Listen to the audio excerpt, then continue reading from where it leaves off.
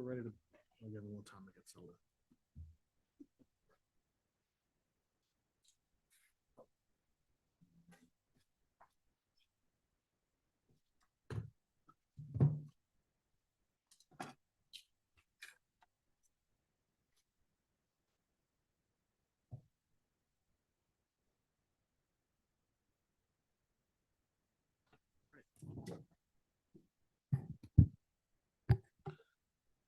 Good evening. I'm calling to order the February 3rd, 2026 meeting of the Southborough Select Board. The first item on the agenda is public comment, and this is an opportunity for members of the public to wish to comment on an item that's not on our posted agenda to do so.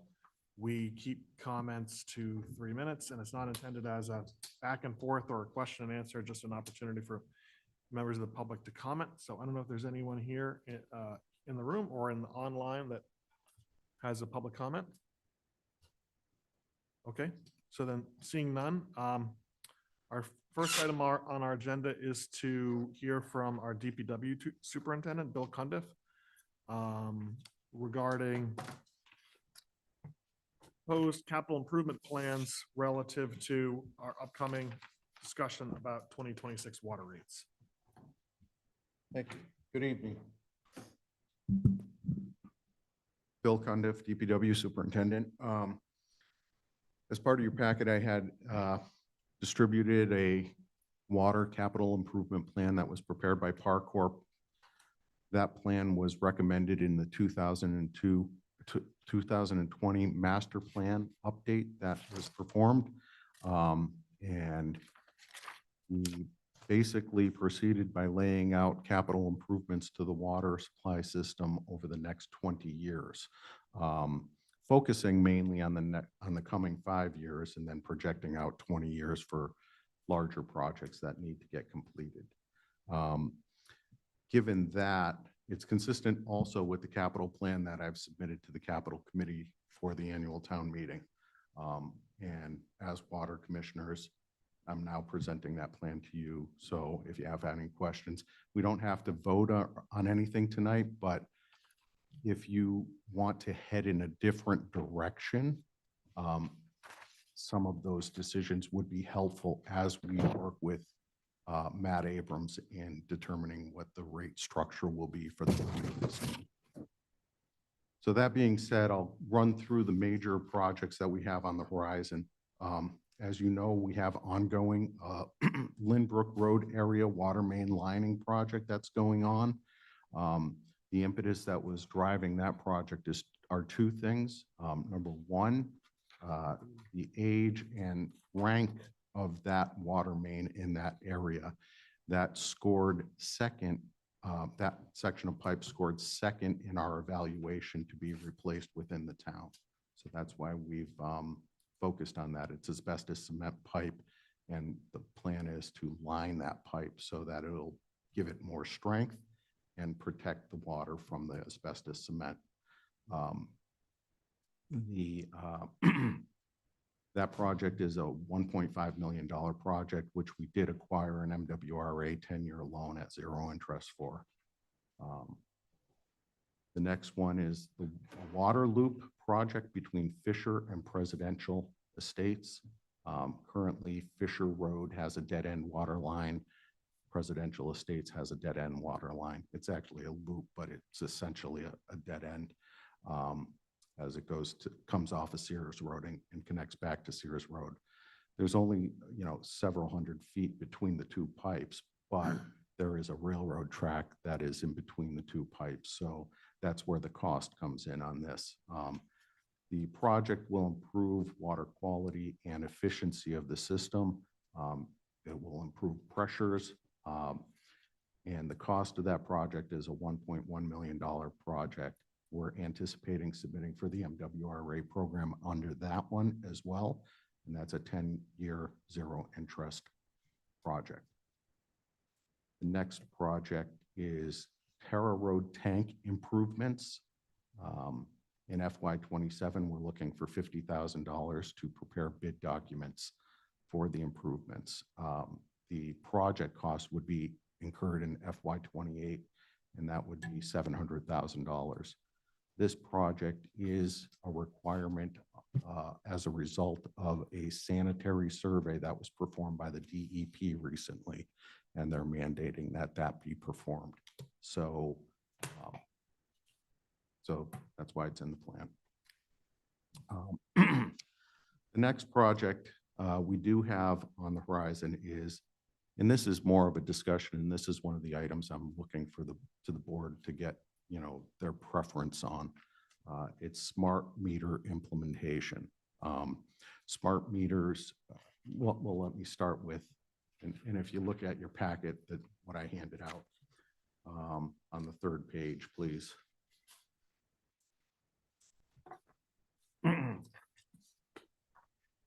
The numbers on this chart are from FY25. And I'll just quickly run through them. The top section of the chart goes through the total water that we were charged from the MWRA, and that was 404 million gallons for FY25.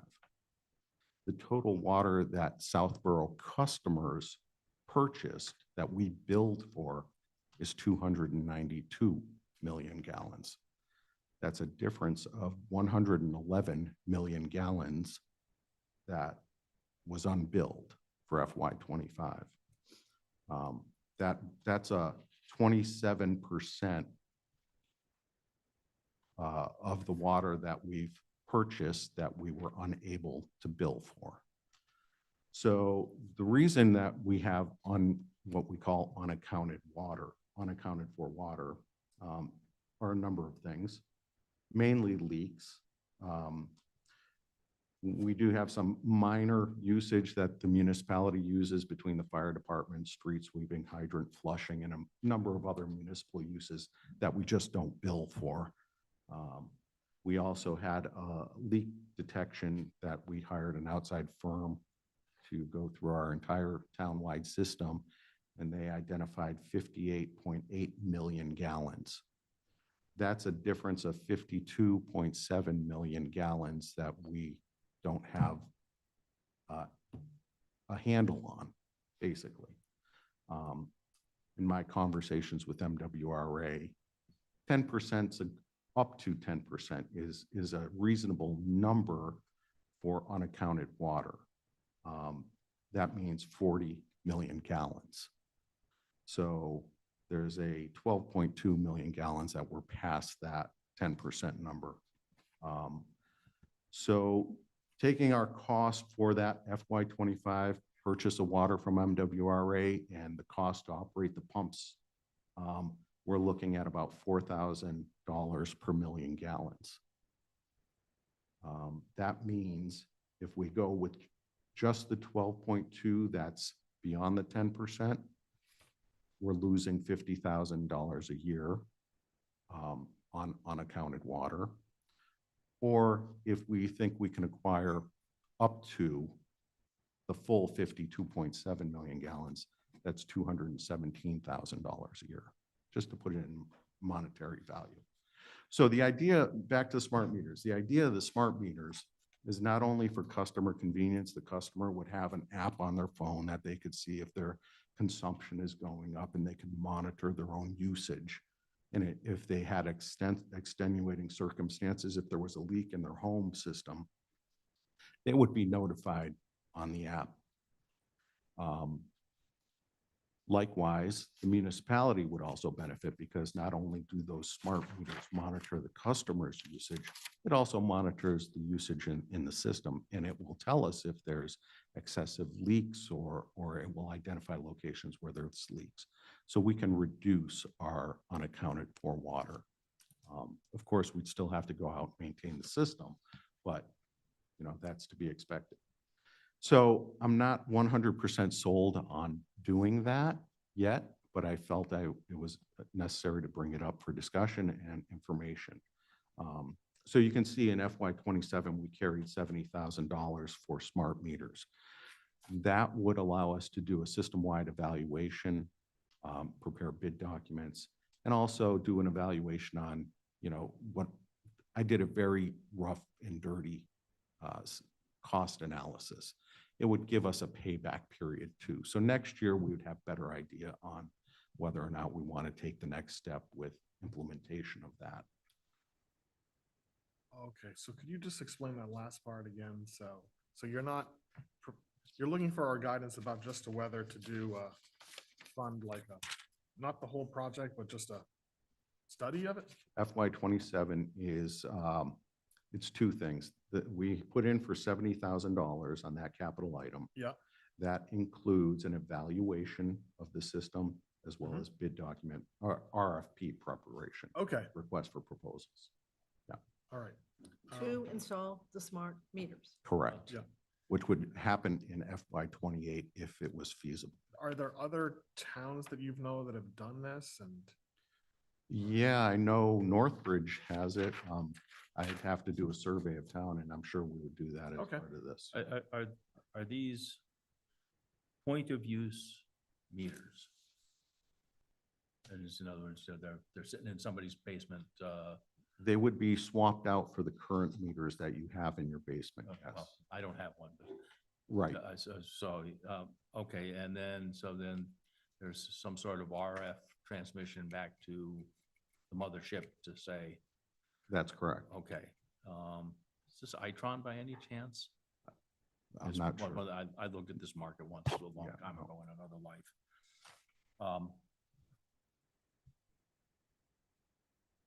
So then, actually, the actual swapping out of meters would be a substantial undertaking.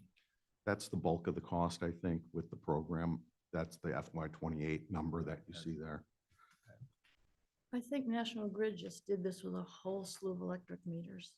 They They took did. out what you had and put in the wireless ones. Correct. Yeah, I don't, maybe I'm missing something. I don't see the 28 number. So if you look on the memo, Oh, I'm First sorry. page of Yep, the memo, yep, under that okay. paragraph. Yes, okay.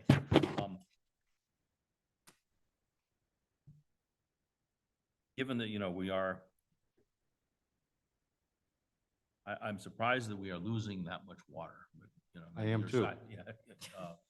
But, do we monitor water usage or water flows at any place other than the end user?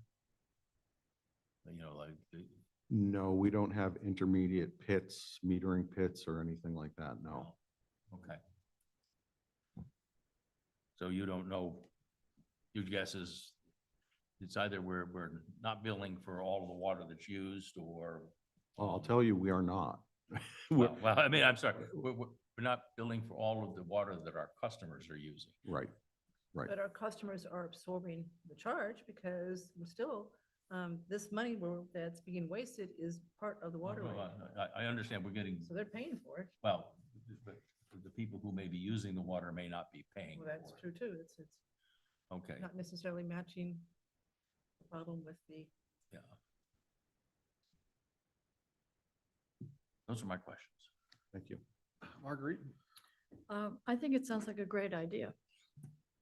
the question. How to pay for it? That's another thing, but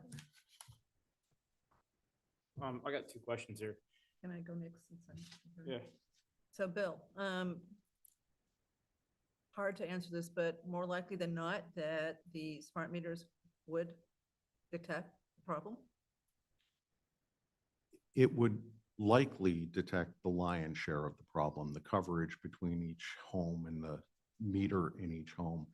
The distance in the system is only several hundred feet, so house after house, you'd cover the vast majority of the water system. How long have we been aware that we are losing water? I know that this has been an ongoing issue for the town for a number of years. I haven't traced it back, but I do know it's got a pattern, a history, yes. Right, so all you really need for us for fiscal year 27 is to go ahead to spend the feasibility money. Correct.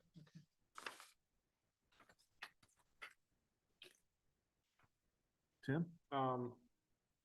Is there any reason not just to jump into the solution if we're gonna spend 6% to the study? Is there anything that we have to do within the study to start to do this, or could we just Ma- use your knowledge now to move forward and save 70 grand.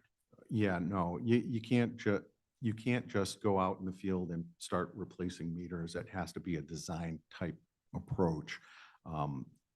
Will we have dead spots where, I think these things work off of cell towers, depending on the technology that you Yeah. use. And, I'd be happy to help you with that because I know this very well. And so there's an evaluation of what makes sense where, and if we have dead zones, we may have to put repeaters or things like that into the system. So it's a design, and then preparing the bid documents or request for proposals would be the next step. Would we want to do metering in other places as well? I see that this 58 million gallon leak detection, would we have found that quicker? No, the leak detection is a regulatory requirement with the MWRA that we have to do every 2 years. We do it annually because our system has an issue. So we want to detect leaks quickly and deal with them quickly. Okay, so we're expecting to continue having a 58 million gallon leak within the system?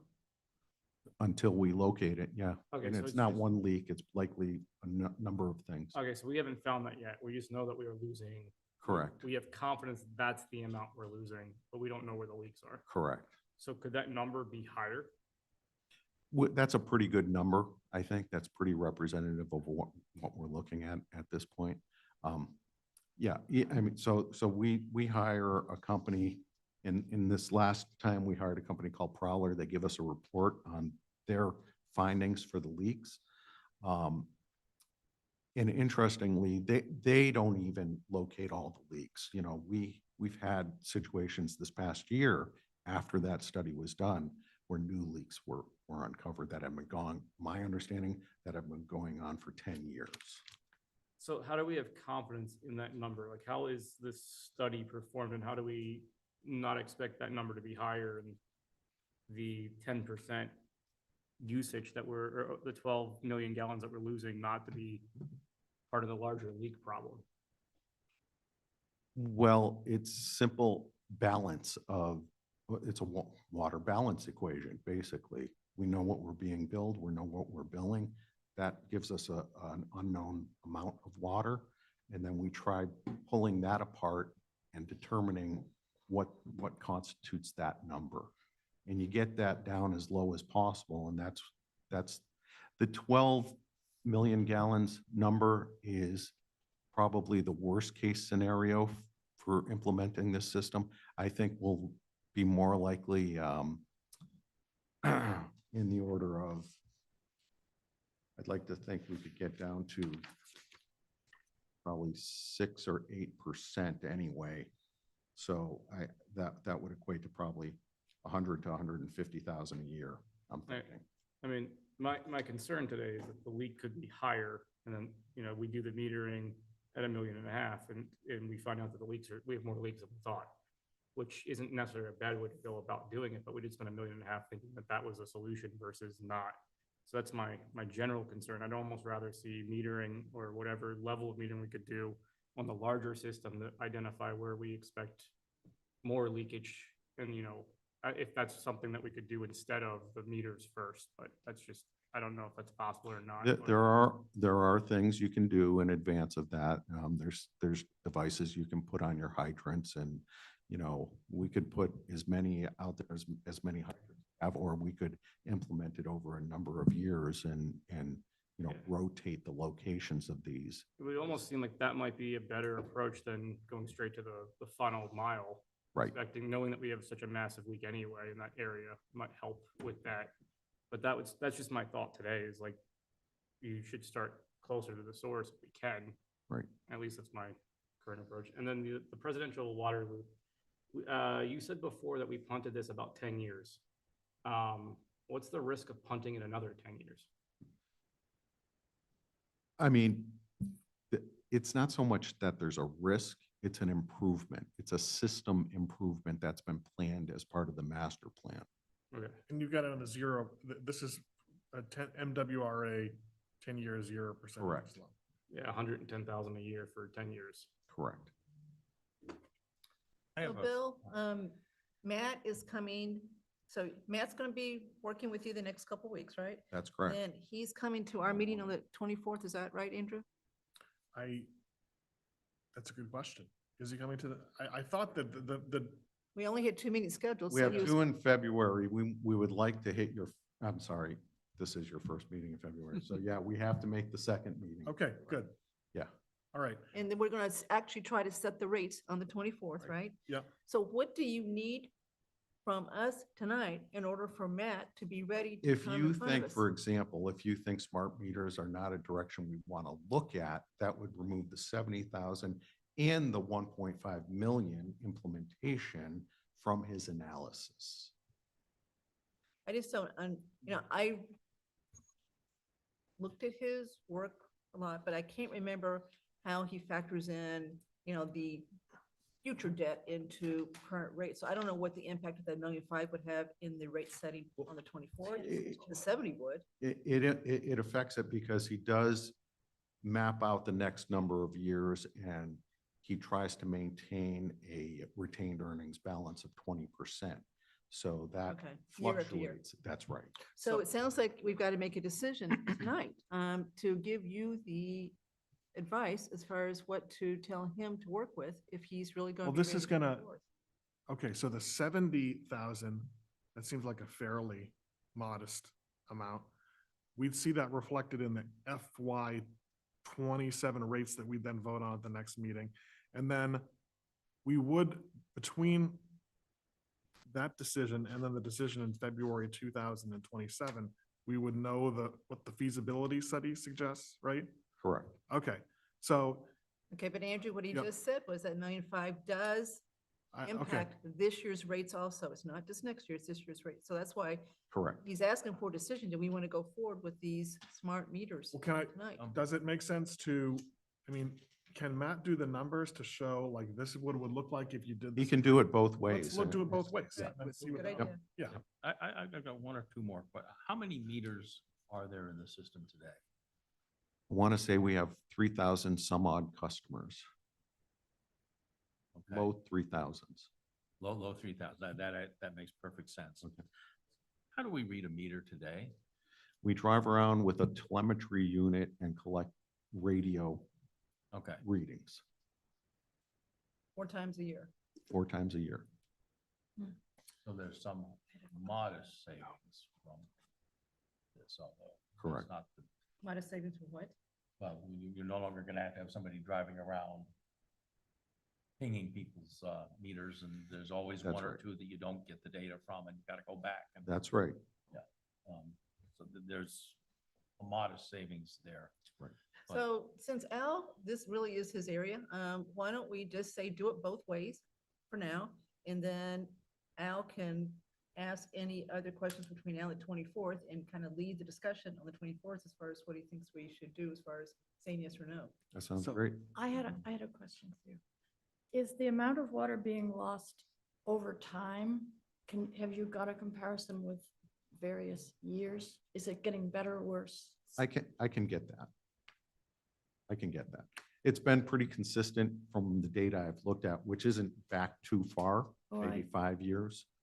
So okay, so then before we kind of wrap this up, this gentleman, and if you want to come to the podium and say your name and address. Good evening.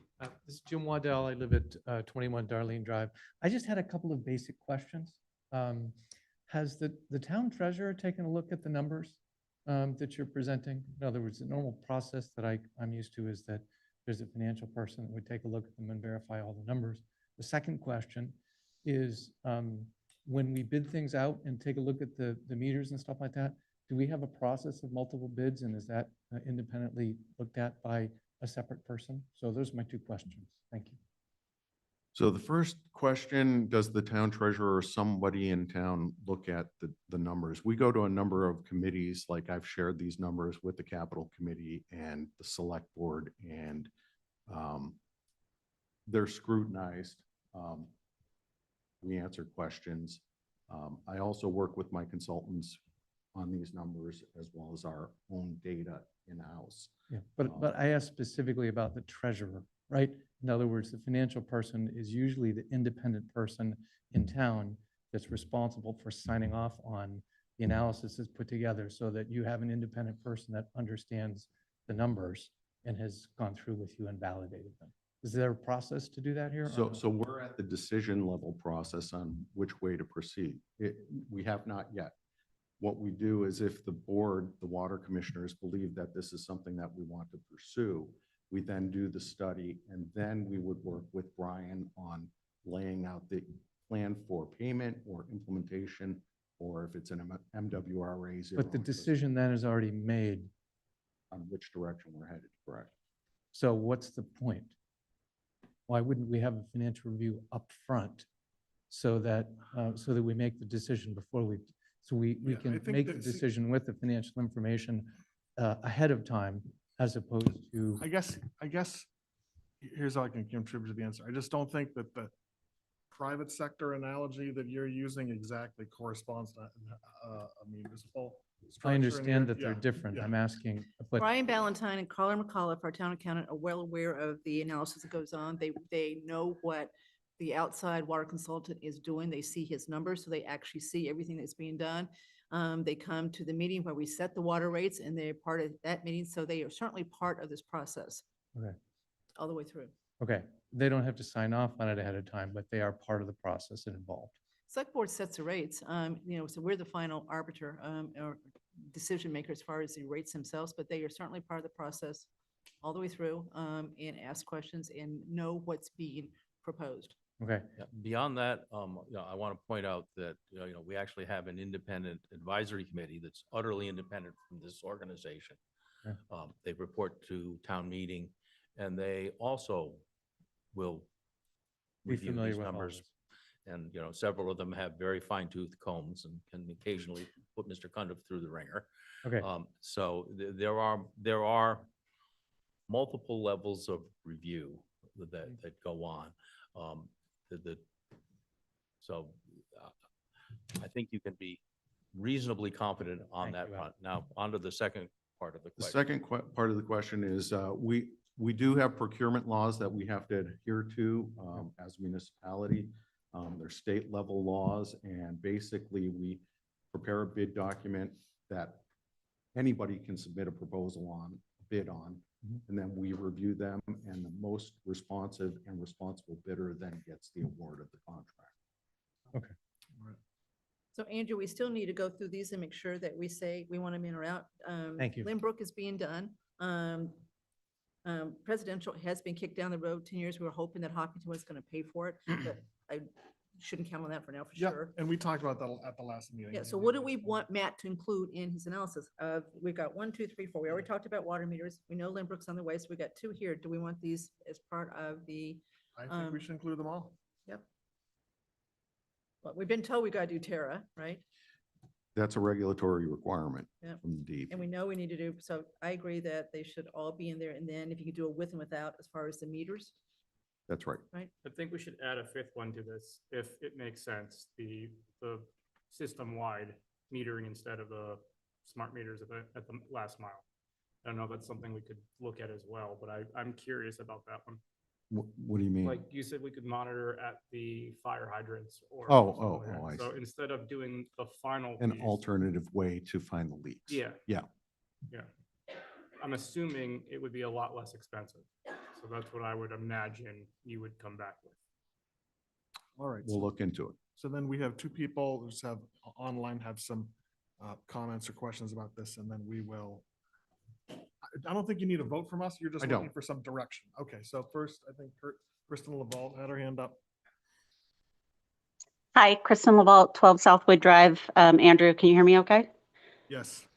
Just on the water meters, I think the solution is, and, obviously we need to go in the direction of those that can, water meters we can monitor online, just a matter of timing and budget. But I just want to share personally that we, as a data point, not just to highlight the water that the town is paying for, the citizens, because we don't know who to allocate the bill to. There's a flip side benefit for the consumer too that was touched on, but to the extent we could do some analysis, it might help justify it. I'm actually a household that thanks to the DPW, they noticed on an off billing cycle that my water usage was unusual in comparison. So they just stopped by one day, had no idea what was happening. I think it was early spring, and walked around with me. And then we finally found the source. I had no idea the water was going into the ground, and the resulting bill was significant, like enough that, it was something we had to figure out. So an interesting data point, because I would love to have had the online monitoring, right? That saves time and for the DPW, but it saves potentially energy, money, and time for all of us, where we can monitor it more closely. I know it's not easy to tell how much of that water we didn't use at my house versus how much went into the ground. But even if we start with any kind of analysis that shows how many other people are there like me out there in the town, because I heard this and immediately I'm like, sign me up. Like, I want that meter because I've been through that experience. But I think that's just another data point to make sure to include in the analysis. Thank you. We know we've had some pretty bad leaks too that we've had to deal with on select board level, probably before your time. Yeah. And then Larry Sandberg.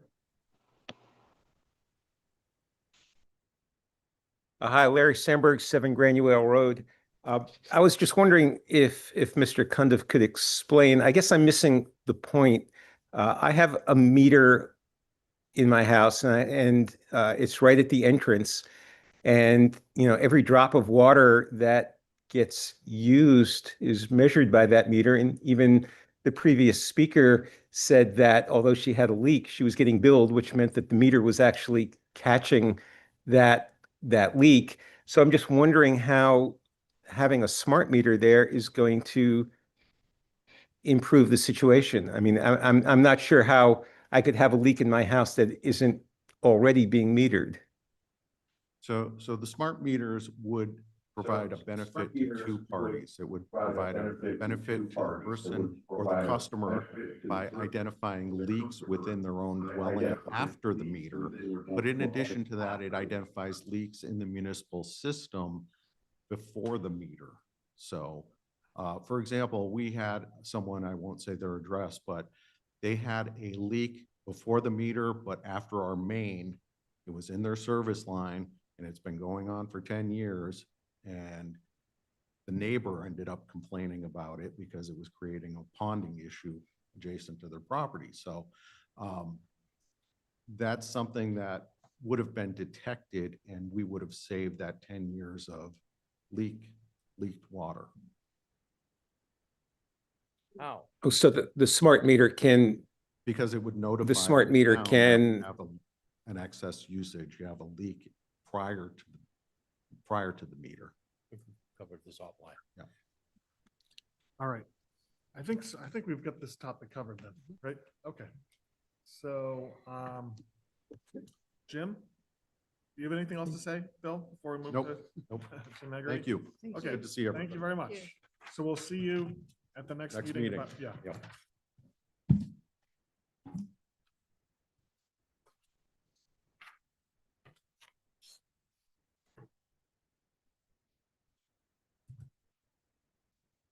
Come on up.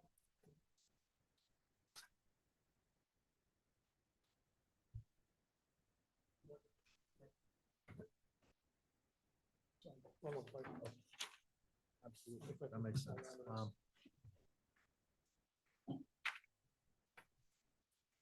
Hello there. Thank you. Alrighty. Is this different from the, what was it?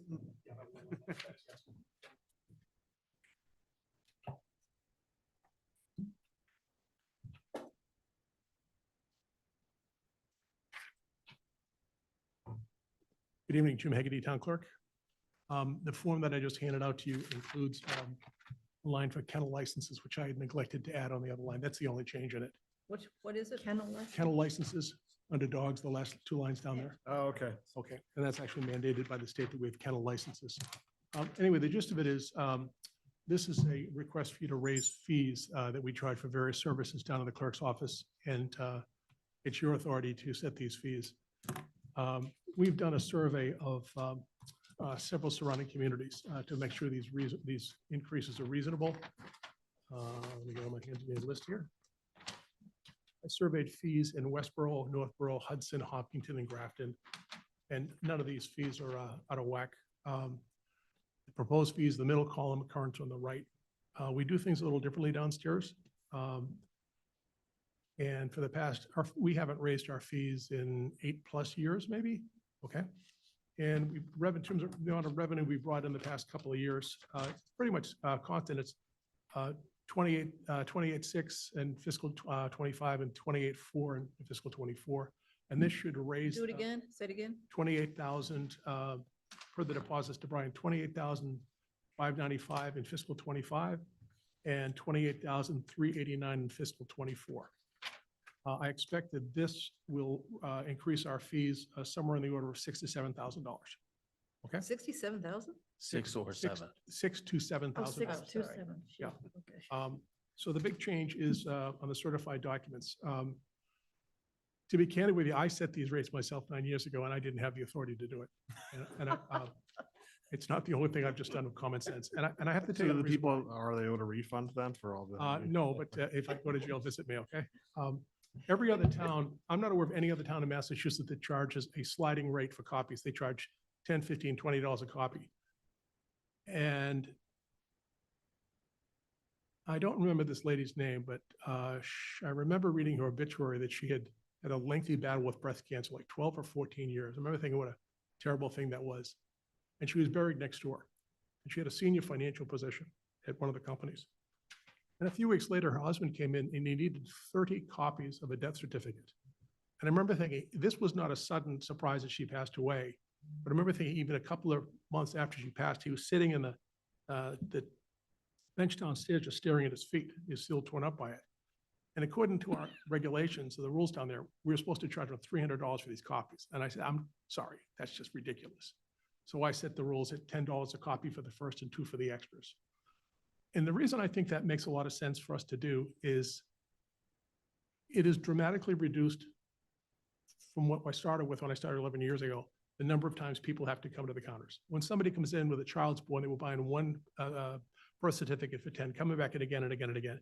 Now we're saying, look, give us $20, $25 for 5. You want it to go back again for the rest of your life.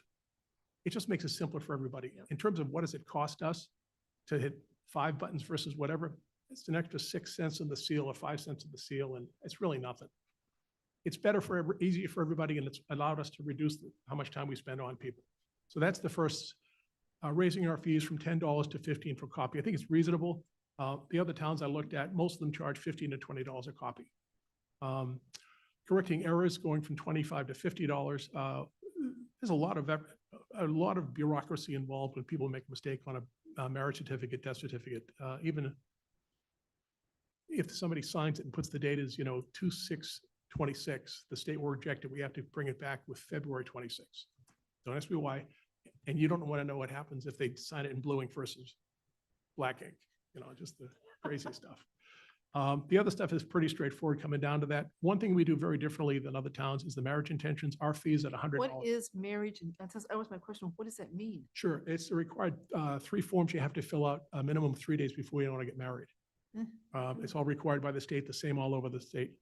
We're one of a handful of towns that require people to do this by email with fillable PDFs because it can take you an hour and change every time somebody just drops in, "Hi, I want to fill out the paperwork." It doesn't make a difference where you live.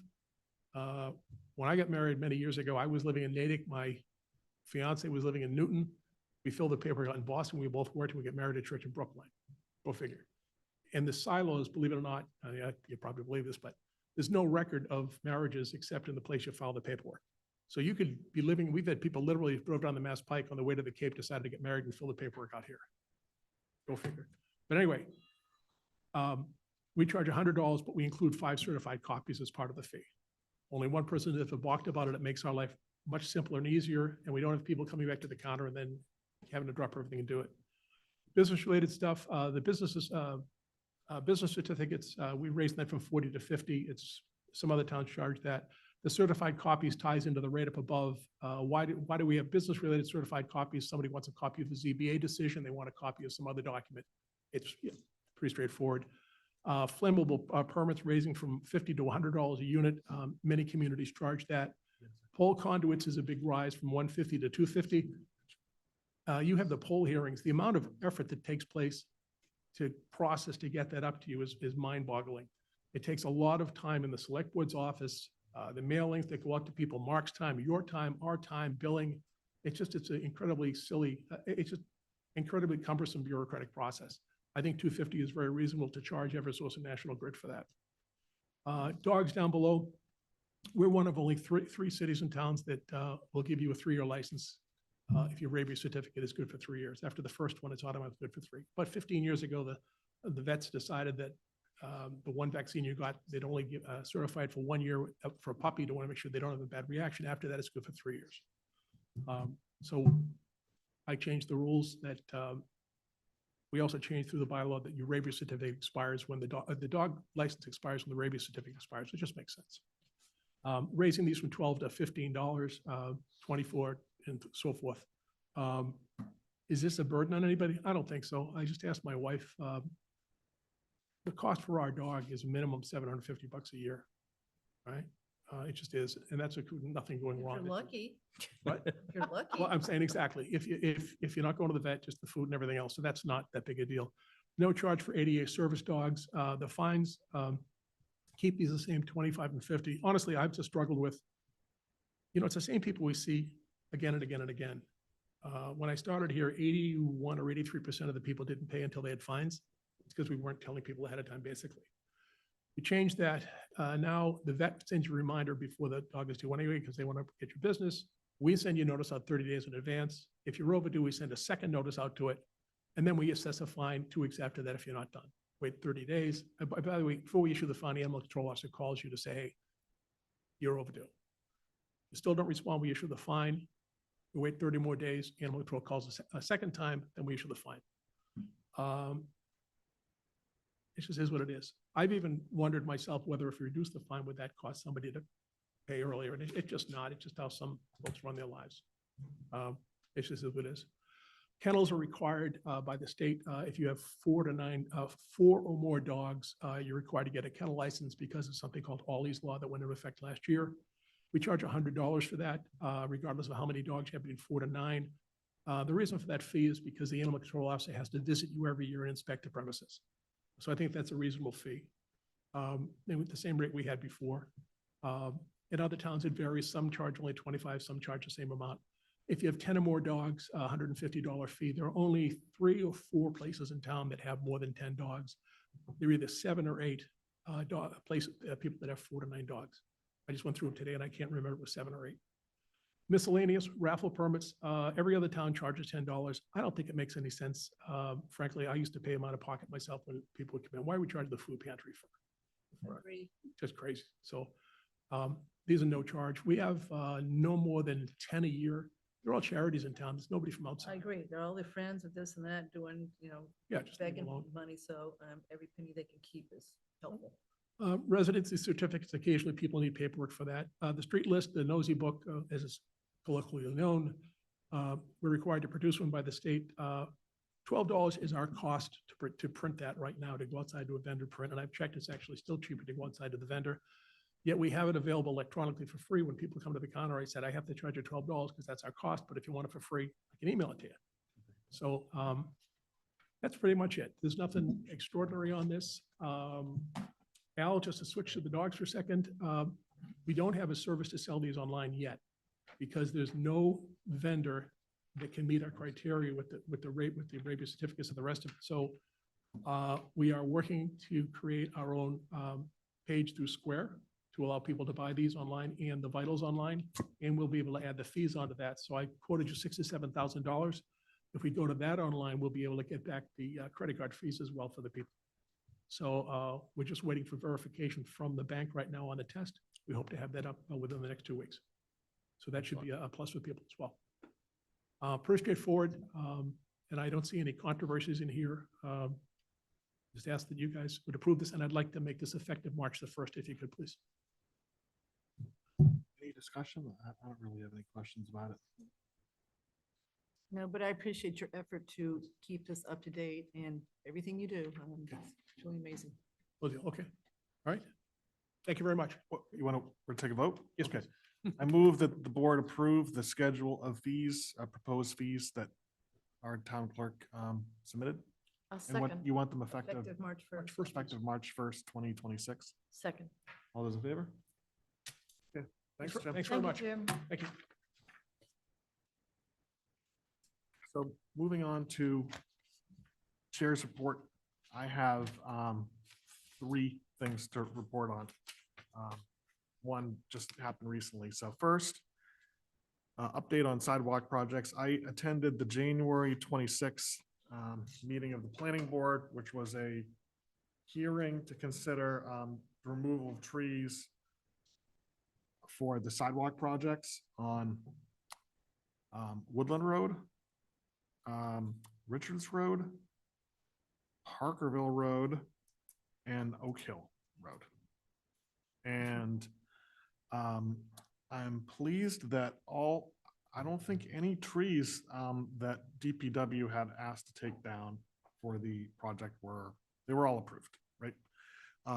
There are, however, there were a handful of trees on Richards Road where someone objected to taking them down to the tree warden. And so this is in our consent agenda because there was an objection under, I can't honestly tell you that whether it's town code or state law or state, yeah, that the select board should, Massachusetts General Law, Chapter 87, Section 4, that we should vote on whether the trees should be removed. The recommendation of the tree warden is that the trees should be removed. So overall, I think that that's great. And it was also interesting to see how far along, this sidewalk project really is. And it's starting to get people, Yeah, it's actually aware exciting. of that it's Finally, finally. happening because there were bright magenta signs on the trees along where the sidewalk's going to be.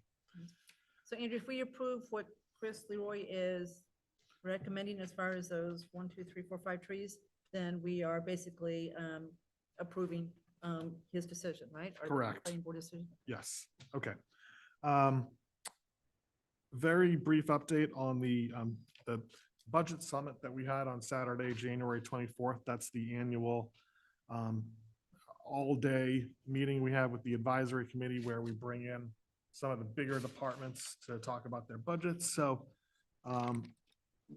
we're not in a position to really discuss the details of this yet in our budget process because I think we're so focused on the special town meeting. But, every department's made a, compelling case for its requested budget, but it's a year where it's going to be difficult to fit everything that everyone wants into the levy limit. So want to make everyone aware that advisory is having a meeting tomorrow evening at 7. And so we posted agenda of the select board in case a quorum of the select board members want to attend tomorrow's meeting. And then at our February 28th meeting, we'll take up the consideration of the budget again, and hopefully we'll have some more updated information on that. And then my third update, I got a call just before the meeting from our state representative, Kate Donahue, about a event that's happening on this Sunday, February 8th, 2 to 4. So it's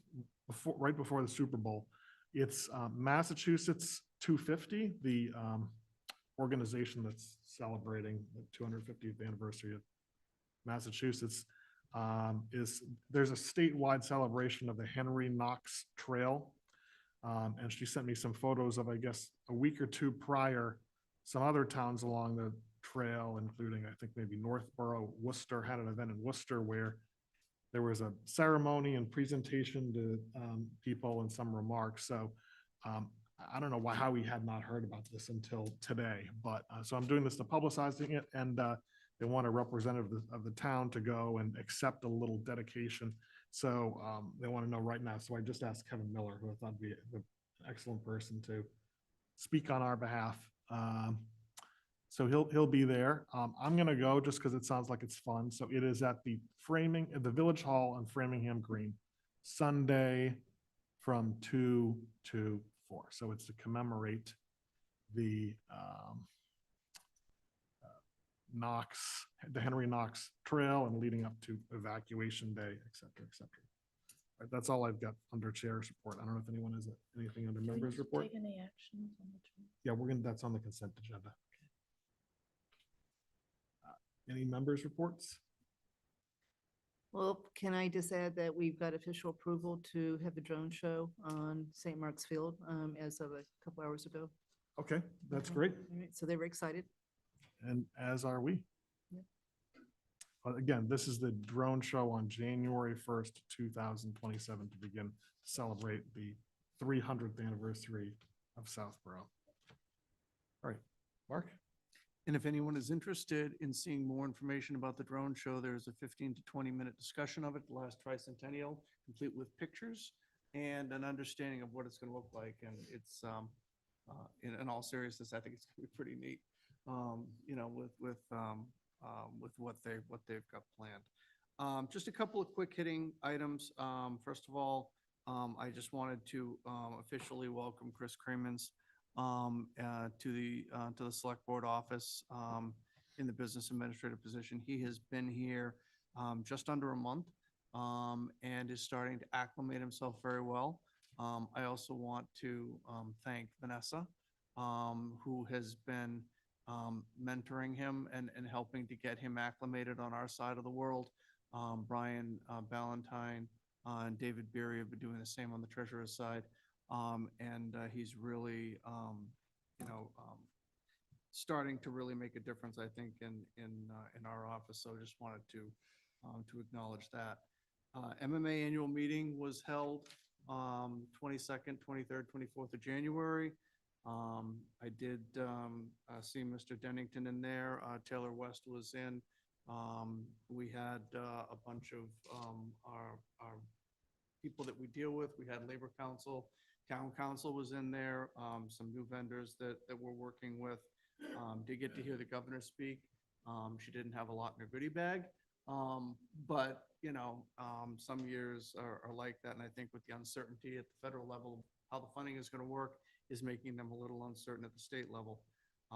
Vanessa also, she did moderate a session on amongst all things civility. You know, in public discourse. So I think that was timely, though it was an overflow session. And I did also run into Andrew Pfaff, and we sat through a sobering session on health insurance. And so it was interesting to hear that conversation. You mind if I just Sure. make one comment apropos of that? So Mark and I were joking at the meeting, a little bit of the meeting is a little bit of a therapy session because there's a lot of, you know, you have people who work for towns all over the state, and this session about, you know, the challenges of health insurance premiums. So I just want to emphasize that it really hits home of, you think we're not by any means the only town that faces these situations. And you heard a couple town managers from towns in Western Massachusetts that have been hit, you know, even harder than this. So I just want to emphasize that, you know, it really shows that a lot of the fiscal challenges that we face are, every town faces. It is somewhat cathartic going to these meetings because you think that your situation is the absolute worst. And when you come out of there, you realize, you know, I think Sam Stivers had said it best when he went to a meeting with other select board members at an MMA event when he got elected. And he said, you know, he says, I talked to some people today and they've got real problems. He says, we're doing pretty well. You know, so by comparison, you know, it does make you feel a little bit better. Misery loves company. Yeah. One Stop Grant, we're back in the cycle again. They now have opened for the new season. They're accepting expressions of interest. It's the one-page document, fairly simple to fill out. You know, you could submit that and they will provide you feedback. You know, we'll be sending something out over the next couple of days, asking people for ideas, for thoughts. Board members have things, you know, I know you know, we did get a small award finally, yay. But a lot of the big things we were looking for, we didn't. We have gotten comments back on those. There may be things that we do want to resubmit. And do you know the deadline's coming up for that, for the expressions of interest, or Vanessa, do you know? For expressions of interest. Okay. Mass Police, the Academy held their graduation recently. We had two officers in there, Chris Biondi and Joe DeLuca, who is the son of one of our current sergeants. It is the first time that we will have a father and son duo in the department, in the department's history. So tells me Chief Newell.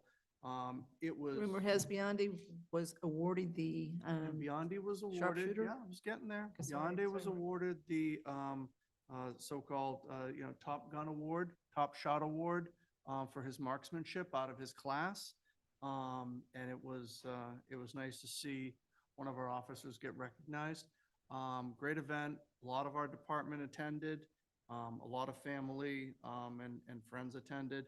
And then the following morning, that was last Thursday, on Friday morning at 8 a.m., the officers were sworn in and begun their road training.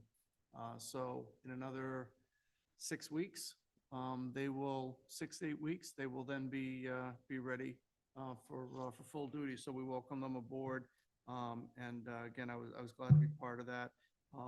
Andrew and Marguerite were able to attend on Friday morning, so there was representation from the board. And finally, on a kind of this is the neatest thing. I know Vanessa sent something out last week.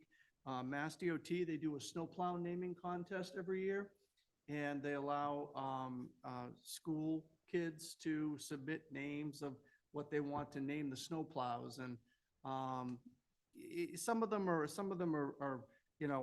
fun and everything in that. But Trottier was selected. One of the names that was submitted this year that was picked for name the snowplow was from Trottier. And the name that won was Clear Apathra. I thought that was excellent. It's a good one. It's not Al's making the dad joke face. No, I thought it was really neat, and innovative, I and think everything. it's really. So they had a brief ceremony at Trottier to recognize the winning submission. And so congratulations to the Trottier students for coming up with that. And, as much as be nice to see that plow out there with the name, I really don't want to see the plows out there if we don't have to for the rest of the season. So. All right, thanks. So I think with that, we can move to the consent agenda. Are there any holds on the consent agenda? I've got a couple of changes on the 20th minutes and 13th, and a couple on the 13th. Minor. All right. Any other holds? Okay, so is there anyone from the ZBA in the online audience right now? Because I know they had oh, hi, Doris. All right, sorry. 'Cause I know David there's had no one also. online. Oh, okay, all right. Okay, I just want to recognize, because I know Sorry, that, Doris. I don't know if you posted a whole meeting and everything, but all we're really doing is we've got this under the consent agenda. We're just taking the article that you've worked up and just gonna refer it to the planning board. So this is just an action that we're not gonna debate on it or comment, but just want to acknowledge. Okay, all right. So I move consent agenda items B, C, D, E, and F. Second. All those in favor? Okay. Kathy, you had edits to the minutes from January 20th.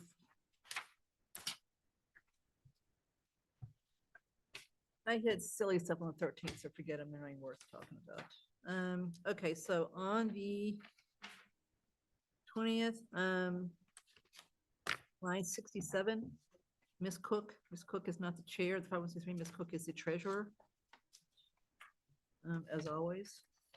Line 76, Mr. Hamilton reports the survey has gone. Al, is this true? The survey went to the town and town employees, right? Town The employees. point that was being made is that there was very poor response from the employees. Is that what we're trying to That's say? correct. Okay, all right. So that one's fine. Let's see, line 83A, it's health insurance plan. We only have one retiree health insurance plan, so make that a singular. And that should be it. That's it. Okay, and I actually noticed one other spelling in the January 20th minutes on line 118 and 120. The last name Meyerson should instead be Majorana. Maiorana.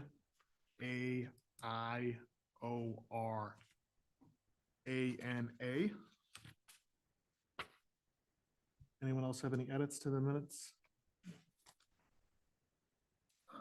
I move that we approve the January 13, 2026 minutes. Second, All those in favor?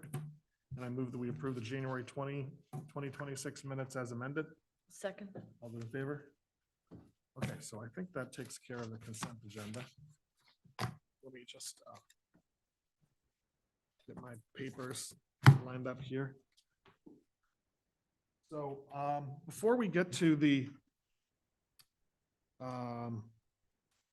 March 2nd discussion of the special town meeting warrant and the presentation from the Neary Roof Consultant. So the school committee posted for 7:45?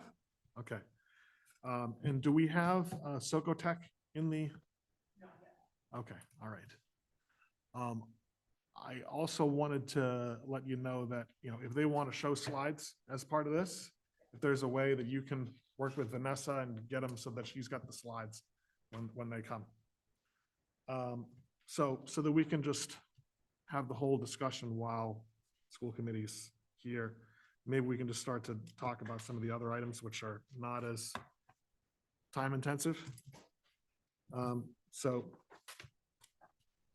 anyone have any comment on the, I'll just give a brief introduction to the draft letter of support for the transfer of funds from the CPC to the Affordable Housing Trust.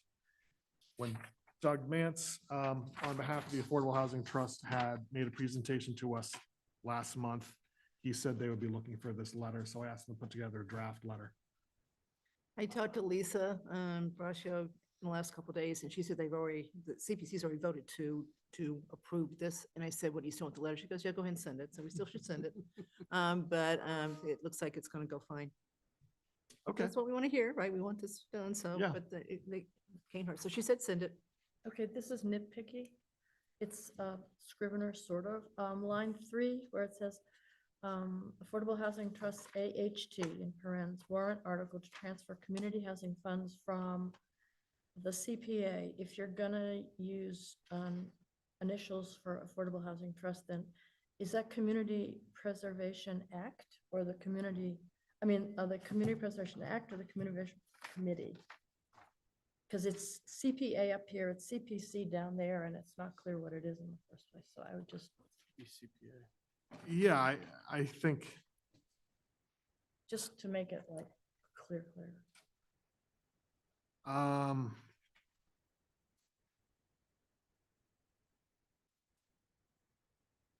no, I So think. you want it would- CPA here? Well, see, it's transferring the funds from the CPA, which is the Community Preservation Act. And down below, approximately 100,000 would still remain with the CPC, Community Preservation Committee. Isn't it being transferred from the committee and the committee's keeping some of it?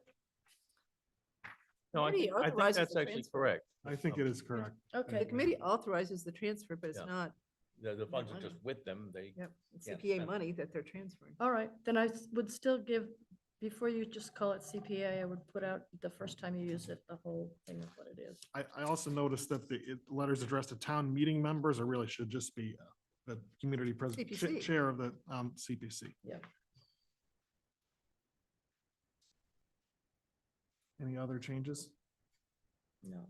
Okay, so I move that the board approve the letter of support for the transfer of funds from the CPC to the Affordable Housing Trust. Second, All those in favor?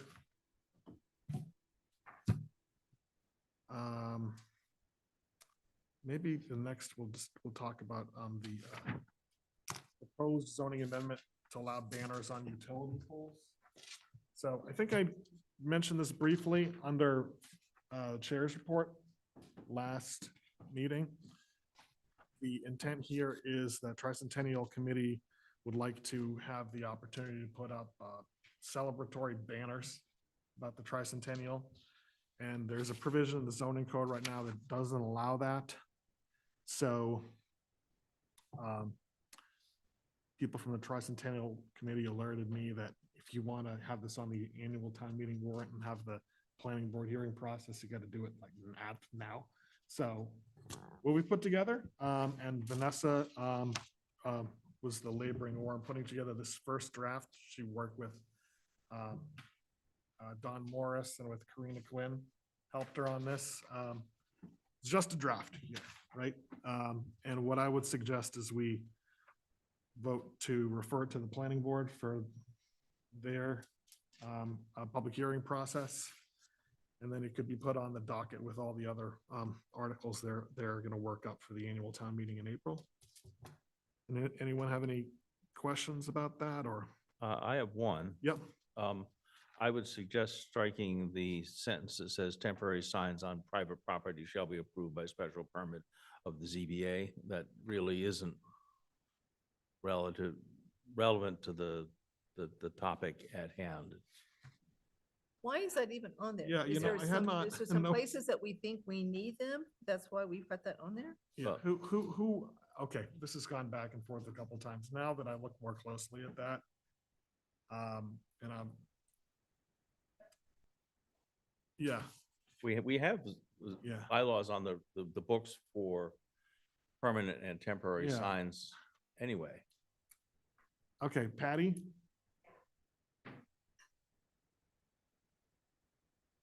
Yes, Oh, I'm here. Can you hear me? yes. And Patty's on the Tricentennial Committee, as I think many of you know. She's the one that's really advocated for Yeah. this.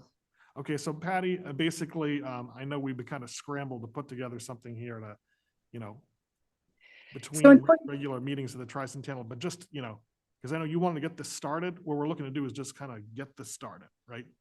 I understand that. So the only thing is, I have a draft that I worked on a draft on behalf of the planning board. A member there did a little AI thing, gave me a draft, and I was editing it when you sent that email the other day that Vanessa was going to put together a draft. So I sent her what I had been working on so far.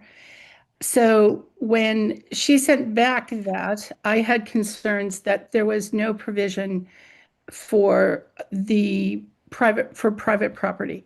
Because as you know, there's 3 aspects of this banner thing that we would like to see move forward.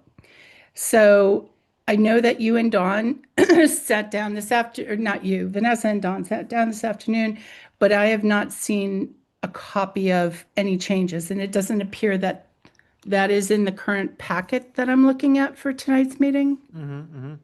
Right. So I'm not, other than my conversation with Dawn at about 5:30 today, I'm not really quite sure what it is, what's in there.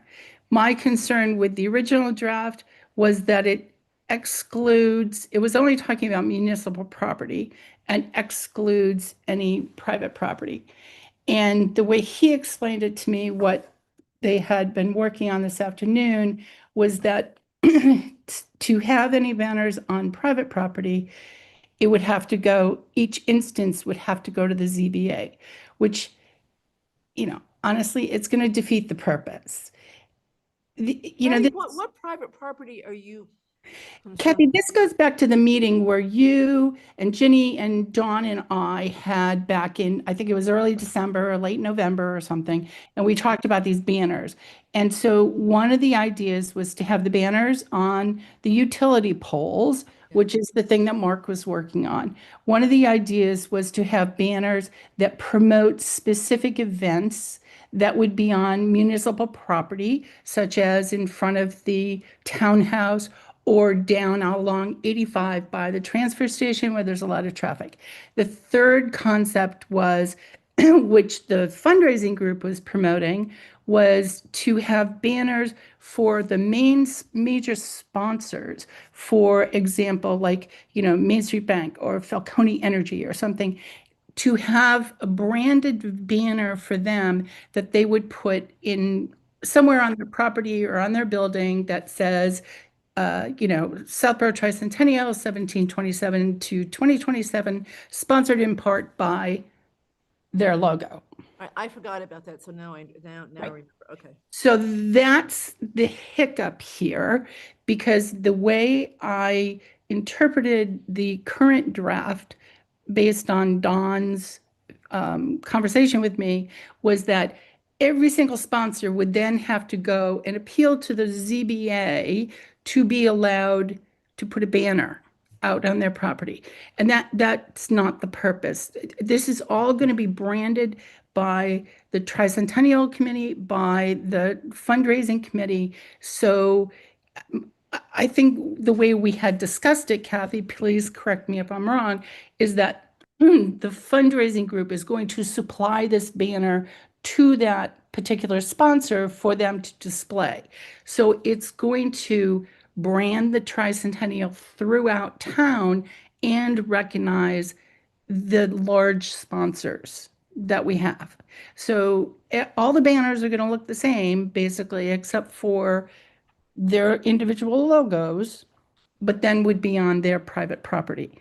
But by making each one of those businesses then go and file an appeal with the ZBA in order to display that banner, I think you're making too much work out of it. I All right, agree. I agree. now understand. I truly had forgotten about that part of the conversation, so Yeah, now I understand. So here's my suggestion, because I don't want to spend too much time on it. If we refer this to the planning board, then all the detailed debate about what marking up can occur at the planning board. So I agree with Al. Let's take out the sentence that says temporary signs on private property shall be approved by special permit from the zoning board. Are people comfortable with that? Well, then what would Falcone do? He'd have a right to put it up? It's his property? We would just think about that later during the Let the public hearing planning board process deal with before it. the planning board. I think the planning board, frankly, Yeah. is really amenable to discussing this and Mhm. working out something that's going to benefit the town for the tricentennial, but not make a wide open policy that is going to bite us in the butt. So if you are willing to just pass this along and let the planning board decide that, I'm happy to, work with them or have the tricentennial committee work with them to solve the problem. Okay, so again, my suggestion is, let's take out the sentence about temporary signs on private property. And then, are people comfortable with referring this to the planning board? Yeah. Okay. I have one comment, just because it's this is reminiscent of the flag conversation from a couple of years ago. This would not open up anything, and I think Patty mentioned that it wouldn't in her explanation of this. We're not going down that particular path. That's why there's the sentence, is the policy of the town of Southborough, the banners attached are not intended as a forum for freedom of expression, but are expressions of official town sentiment. Okay, I'm happy for it to go through the process. I just want to make sure that we don't open ourselves up to that particular conversation again. Okay.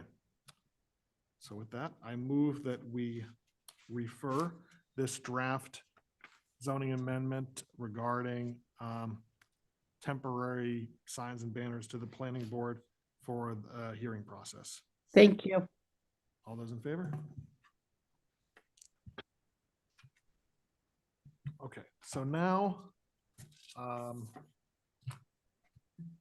Chelsea, do you have a quorum? And I do.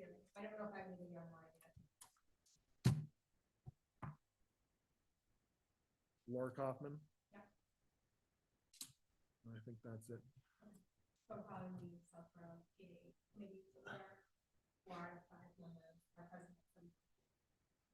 Okay. And is Socotec, are they here?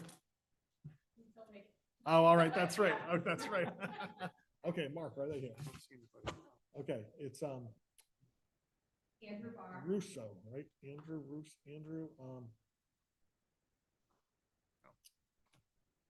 I was really hoping to begin with them. If we could. Russo and Andrew Barr. So someone sent. Please do start with me. Yeah, so someone sent them the link to the meeting? Okay. Because I think the discussion here's how I was thinking we should talk about this. So, just as background for the board, I think everyone already knows this, but the Socotec are the consultants that the schools work with to work up a proposal for the Neary roof replacement and also then associated ADA repairs. They made a presentation and presented a proposal at the last meeting, at their meeting in Friday, which I attended. So that informs what is currently our draft Article 4. And then we need to talk about jointly with the schools committee, the language for the articles, the amounts for the different articles, and also the manner of paying for them. But I think it would really help if we first was able to get Socotec online here to make the presentation. So, okay. All right.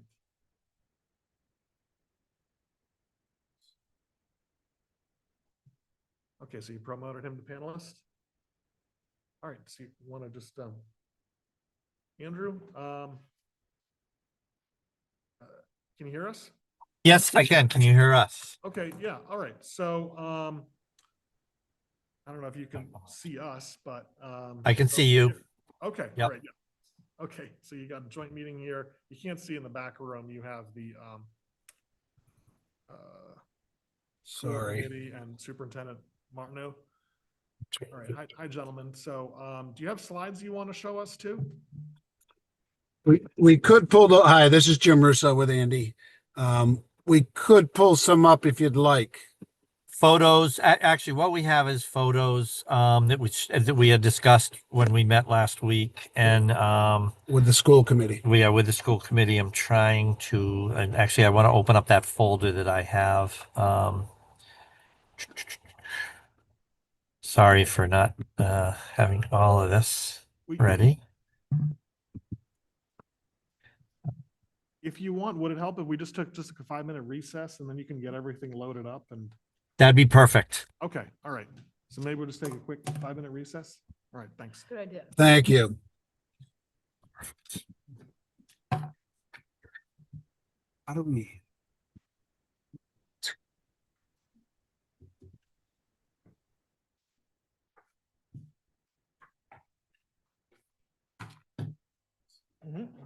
Yeah, Hi, Mark. okay, good. Absolutely, yeah. All right, thanks.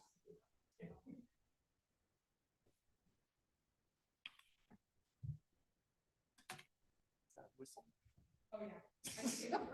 I was wondering what you were up to. To keep me back, so I'm like.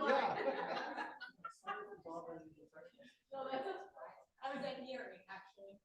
They're a great boys.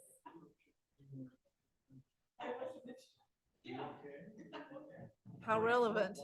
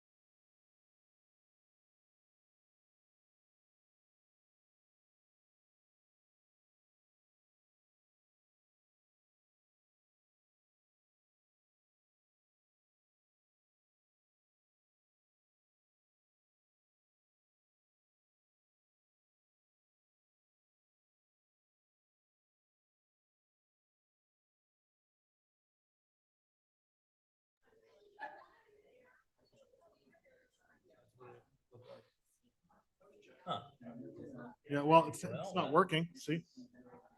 That was out here. Kathy, Kathy. Hit it. No.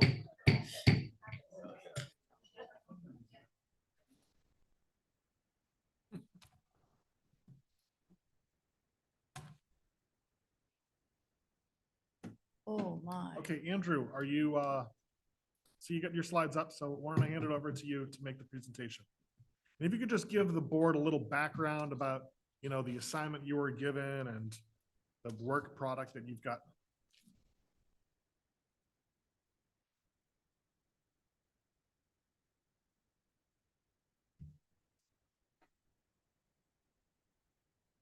He's muted.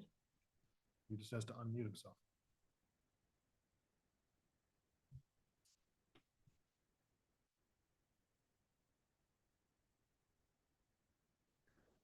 Unmute. Okay. Okay, we can hear you. You can hear us? All right, yeah, Hello? and you can see the photos? Yes, we can. Very good. Okay. So hi, this is Jim Russo with Andy Barr, and I'll give you some of the background real quickly, and then we'll go through the pictures. So essentially, you have a 30-year-old roof that's 63,000 square feet.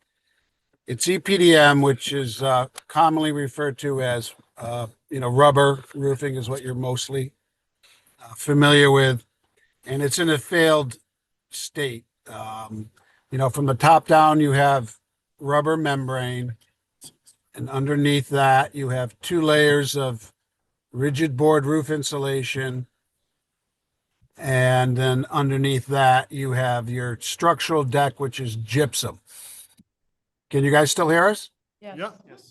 Okay. Yeah, I'm having a little bit of a problem. You can see my screen, but unfortunately I can't even see my screen. Something's going, we're having a Zoom issue right now. But if you can see the photos, that's the important part. We can see the first photo. It's a picture of basically standing water on the roof. Right, exactly. Yeah. Okay. Okay. All right. Andy will still try and work on that while I continue to fill you in. So anyways, it's the products are 30 years old. As you see on this one, the ponding water, that's detrimental to the roofing system. The elongation properties and the tensile strength of the membrane have become compromised and they're in a failed mode. Seams have opened up, water has entered into the system. The asphalt that has holding the roof insulation down and together, because as I said earlier, there's 2 layers, has failed and it's unattached in many areas. As a matter of fact, there's 22,000 square feet of unattached roof insulation, and the membrane, which gets glued to the roof insulation, is also unattached in several locations. In addition to that, you have 8,000 linear feet of seams that have failed. And when that happens, obviously the water gets into the system and it's a vicious cycle. It just keeps going. There's a bad section over the gymnasium that has had partial blow off already. And that's the challenge, of course. When you have these situations, high winds attack the roof edge. And so we've made some recommendations to do a quickie repair to hold you over. It's not a long-term fix. It's a short-term at best that'll hold you over so that you can stop the water from penetrating, and more importantly, obviously, so that the roof doesn't blow off. So and then when the membrane loses tensile strength, it's primarily caused by UV, the sun, over 30 years, and ponding water, which you have a significant amount of ponding water throughout the whole roof area. And the membrane stretches and then tears occur, and we have numerous locations of that happening throughout. So it is in a failed mode, and the recommendation is to replace the roof in its entirety. We've come up with some estimates. So the estimates are in the $3.5 to $4 million range to replace the roof. We've triggered what we believe the ADA, the MAAB regulation, 30% of your building value is 12 million, 30%. So you're going to probably exceed that value with the roof project, which means you'll have to do the MAAB upgrades. We've done a complete study of that. And the estimate right now is in the 2 million plus range to do that. So the present situation is the estimates have been forwarded. We've had discussions in a meeting with the school committee. Now we're having a meeting with you folks. And the next phase of action is to, continue ahead and have discussions about the design effort moving forward and getting pricing. I know you have a special, a March 2nd meeting coming up to have further discussions about that. Andrew, are you able to show any more photos? I think, have you seen the photos changing as we've been doing this? No. No. It's interesting. Oh, that's too bad. Yeah, something's going weird. Right on my laptop, Zoom is I might, if I stop sharing and then share again, I could try that. My husband would tell you to reboot. I'm Works most of the gonna time. stop sharing. No, let's see. reboot. You might lose us. All right, there's Yep. yeah, there's that. The lighting's horrible here, but let me try sharing again. Where's share screen? Share. Okay, let's try this. Okay. So we're sharing the photos there, right? You can see that? Yes, we see the same photo we saw before. Okay, good. That's good. Next, there we go.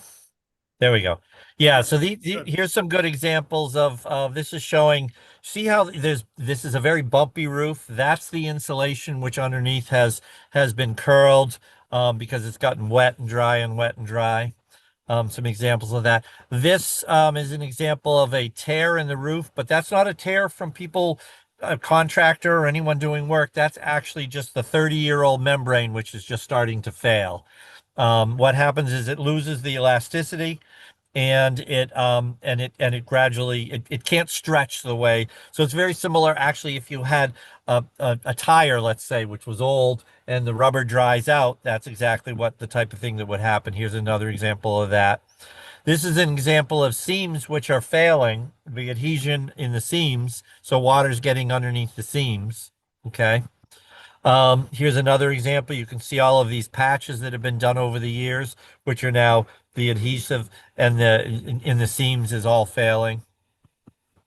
This is an example of repairs that have been made. So basically over time, at one point in time, I believe there was a repair job which stripped in all the seams, but now even that stripping in itself is failing. This shows you the blow off or the partial blow off of the roof of this is the gymnasium roof, which has partially blown off, which we sent recommendation over to put some sandbags in that area and resecure the membrane so that you can get through the winter without any type of worse blow off. This is, yeah, so you can see that the actual wood blocking is exposed there. That's the perimeter. That's the perimeter of the edge of the gymnasium roof, which is higher. An example of how the membrane is just deteriorated over time. And this is just the life of the membrane itself, which is it's at end of life, basically. Failed seams, more of the same type of thing. So there's a lot, as you can see, there's a lot of this happening in a lot of locations. Yeah, like I said earlier, 22,000 square feet, which represents a little over a third of the whole roof area. And it's not in just one location. It's everywhere. It's a third of the roof all over in lots of different locations. Okay. So, more examples of this. Here's a pretty bad area where it's heaved up. So, that's basically the condition of things. And, do you have questions at this point in time? Well, I'm sure there will be questions from the board, but first I wanted to ask Chelsea or Greg, is there any additional information you want to add to that picture there about the roof?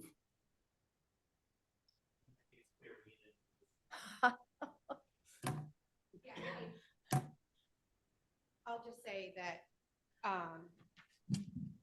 we, just to clarify something that was said earlier, we did use the rental revolving account of 85,000 to contract with SoCo Tech.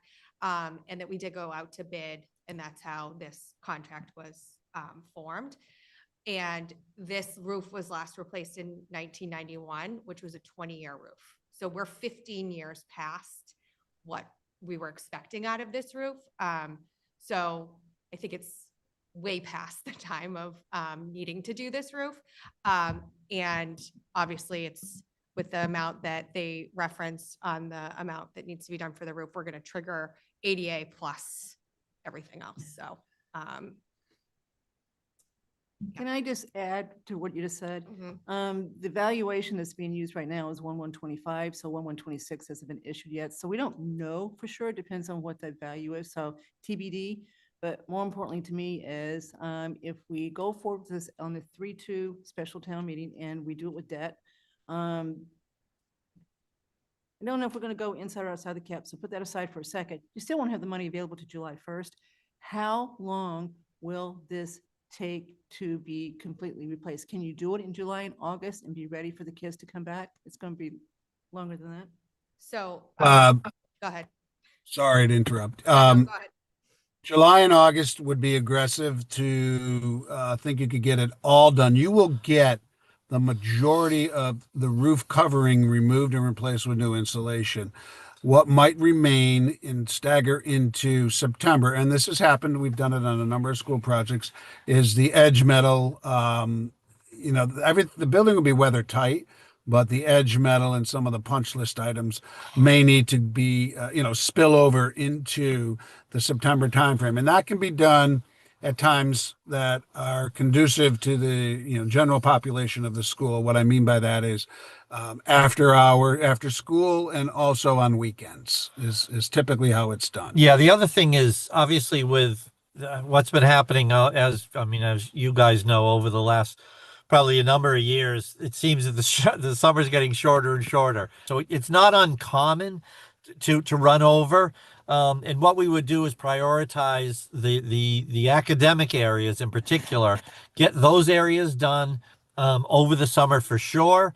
And if it has to run in, particularly in September, for instance, let's say you could do the gym roof that you say, okay, they don't need to use the gym in September. They can go outside and things like that. So we've even have school roof jobs that have been done over even in the winter. So it can be done is the answer. Okay, so this is Andrew. Yep. From the select board. If you could speak to the following point that I know you addressed, I think very well last Friday, was in a situation like this where you're going to be putting on a new roof, but then you're seriously thinking about doing further work to the building, including HVAC work that might involve cutting into the roof that you just installed. How do you deal with that to make sure everything works well in terms of warranties, et cetera? And it's this is also something that's not uncommon. The roof, obviously would have a full, most likely a 30-year warranty. And even if a year down, 2 years, 5 years down the road, you did an addition, you changed HVAC things, everything like that, that work would be done by a contractor who would be told basically that any of the flashing work has to be done by a certified roofer, and they would re-inspect the roof at the end. So the short answer is it does not affect your warranty. Okay, Roger? Yes. Well, my comment was going to be to, again, ask one of the fellows to comment on what we talked about in the school committee meeting briefly, which was not just the warranty, but to make sure that the additional work could be done without really negatively affecting the roof. And I think that they put it pretty well at the meeting, so I'm not the one who's going to restate this, but maybe we could hear that again. How you describe it. Yes, right. And any of the new work would be designed with the same types of flashing, same installation, as the new roof that you've put on. So there would really be no difference between the new work and you know, and any changes you made to it down the road. Right, and keep in mind that any interior work that you want to do, you want the roof to be weather tight, watertight, because you're going to replace ceilings and wallboard and painting and carpeting and all that type of thing. You want to make sure that the roof's not going to leak. And so whenever you do a renovation project inside, whether it's your home or a commercial or institutional or educational facility, you make sure that the roof is watertight before you do that. And you work. stabilize the building, which is really what needs to be done at this point in time. So I've got another big picture question, Andrew. Yep. Okay, so Andrew Barr, Yes. so this is Kathy Cook. So if the ADA is triggered, the $2 million, that work is done, what's the timing of that work? Does anyone have a guess? Well, typically what happens is, because a lot of times you don't know that you're going to trigger it until you get into these projects. Yeah. And then Till you get the bids. it's right until the bids come in. That's the other thing, is it really depends upon how the bids come in.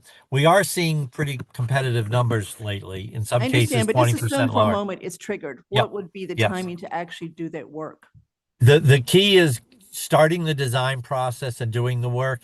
There is not you have to do it immediately at the same time. For instance, MSBA requires that it be done right within or within the next year of their projects. I know this is not MSBA, but it is something you would want to do probably within the next 2-year time frame at the most. But if you ended up, one of the projects that's on the table, and it may be the more viable ones as far as our choices here, would be to completely renovate that school. And if, let's say, that construction could start the summer of 27, get it approved this fall, get the design done, be ready to go as soon as kids get out of school. So it sounds like you could wait and do the ADA as part of the whole thing, so you wouldn't be so disrupted. Yes. Okay. Yes, definitely. Because it makes sense to do it that way, because you're doing other things, you're doing programmatic changes. I mean, all of those type of things, which and they're all be done at the same time. I mean, you know, because it doesn't make sense to go in and just fix some bathrooms if that may not fit within your overall renovation project. But yes, that would be the way to do it. Okay, Al? So, I mean, sometimes the universe tells you you don't have a choice, and this is one of those times. Regardless of what we do with our schools, Neary needs to operate as a school for the next 2 years, even if we were to ultimately abandon it. And I think it's pretty clear that the roof isn't going to last that long, and it isn't lasting, it's dead. So we don't have a choice here, and, you know, it's time to simply bite the bullet and do it. Tim? I have a question around the current roof is a double membrane. In the quote, there's a single ply membrane for 20 years. What's the thought process around 20 years single ply versus anything else? So it's a single ply membrane. It's one layer of rubber roofing, not a double layer. And it's 60 mils thick. That's what's there now. That's what's Yeah, there now. right. No, I know. And underneath it is 2 layers of insulation.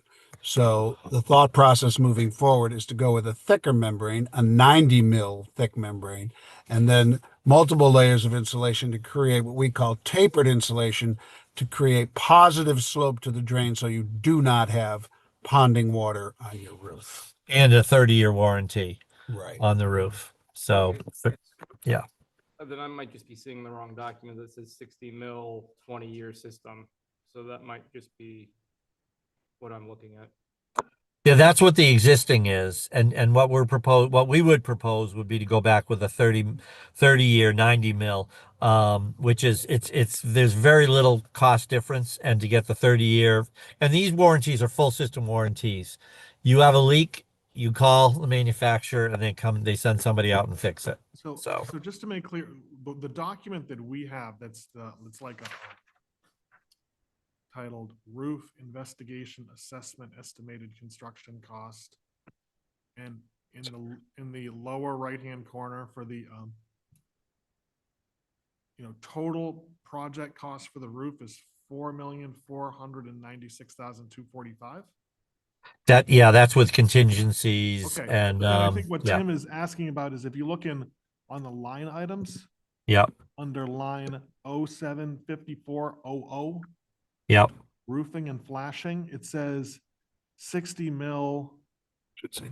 Yeah, no, that adherence- should say 90. That should say 90. That estimate is based upon a 90 mil, Okay. 30 year. So the number Yep. 504 is accurate to a 90 Yes. mil, 30-year system warranty. Yes. Okay. Okay. So then the number we need to put on the warrant for March 2nd sounds like should be $4.5 million. Do you agree? Yes. Oh, I'm asking also the school committee. Oh, No, we want him to agree too. For the roof portion, yes. Construction. yes. I think there's a caveat there. Yep, I get you. Okay, and we'll talk about that. Okay. Okay. Does anyone else here in the audience have questions about this roof estimate presentation, et cetera? Mr. Davis does. Oh, sometimes I'm looking at the computer instead of real life people, sorry.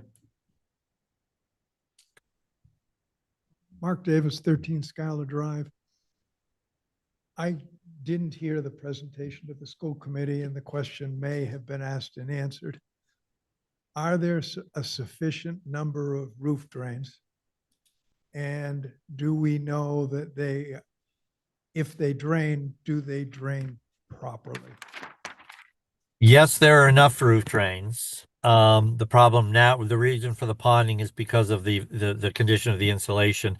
As part of in our specifications, we require that the contractor water jets before the project starts and at the end of the project to make sure that all drains are clear.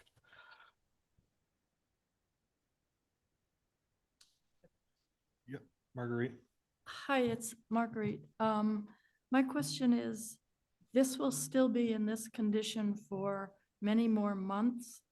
Do you have any suggestions to prevent any more interior damage from that roof before it can be replaced? You just keep, we've already made suggestions as far as the gym to try to keep that from blowing off anymore, but otherwise it's just, if there is a leak, you go up top and see if there's been any further damage. Otherwise, there's not much you can do from that, but hopefully this summer would be when it would be, it's getting through this winter, which hopefully, maybe we won't have any more snow. Thank you. That was my question. I was concerned if the interior will get significant damage from waiting until we have the cash flow to do this. The other thing that actually I should have mentioned is when the ceiling tiles, if they start getting wet, one of the things we talked about with Keith was removing those ceiling tiles and probably just leave them out of there, because obviously if the leak can't be fixed, you don't want to have the ceiling tiles keep getting wet and then collapse. But that's just the ceiling tiles themselves. All right, thank you. I heard sandbags and automobile tires. Was that a suggestion? That's to put on the roof where it's blowing off, with that photo that I had shown, just to add weight to it, and as well as putting some straps on it which secure it down. Thank you. Yep. I actually have a timing question that I think Kathy may be able to answer.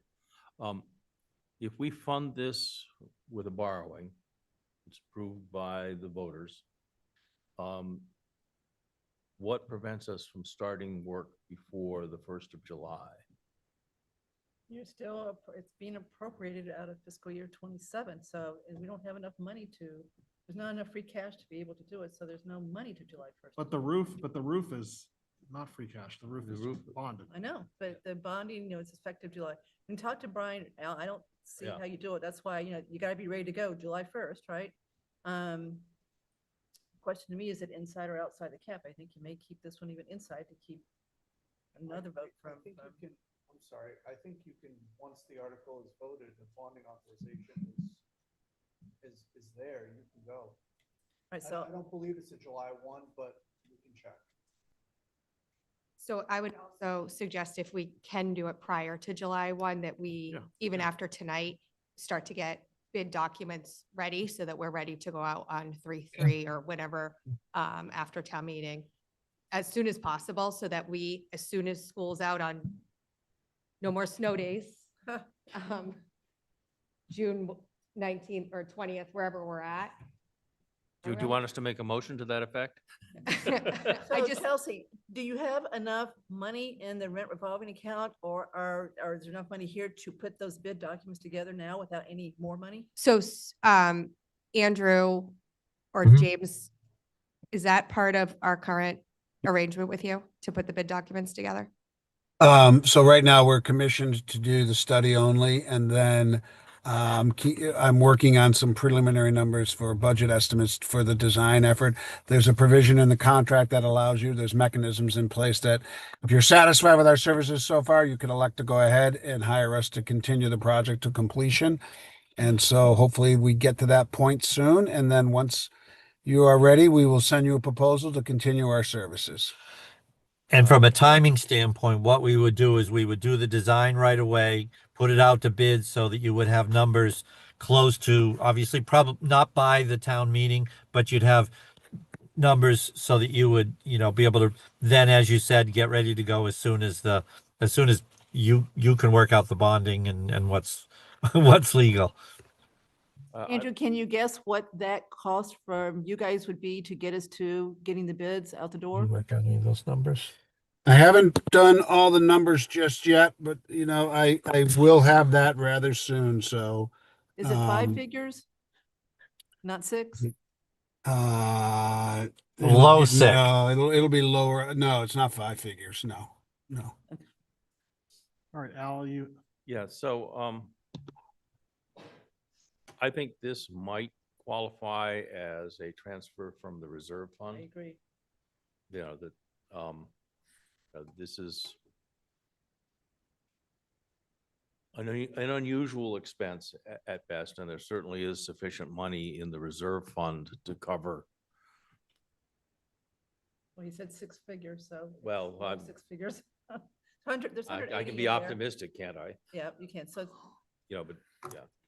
okay, so I agree with you. That would be a way to get this going now, so that they really can start working on July 1st. But if I'm wrong, then maybe earlier. So, what's the date? School's getting out right now. If no more snow, June what? Okay. My guess is there's work that could be done even before then. But on the other hand, you still you don't have the authorization to borrow money until the voters actually go to the polls. If we do it outside the cap, but we probably won't. $4.5 million is a lot of money, right? So if it's outside the cap, that's May, right? All right, so we understand to try to do everything we can to accelerate the funding, okay?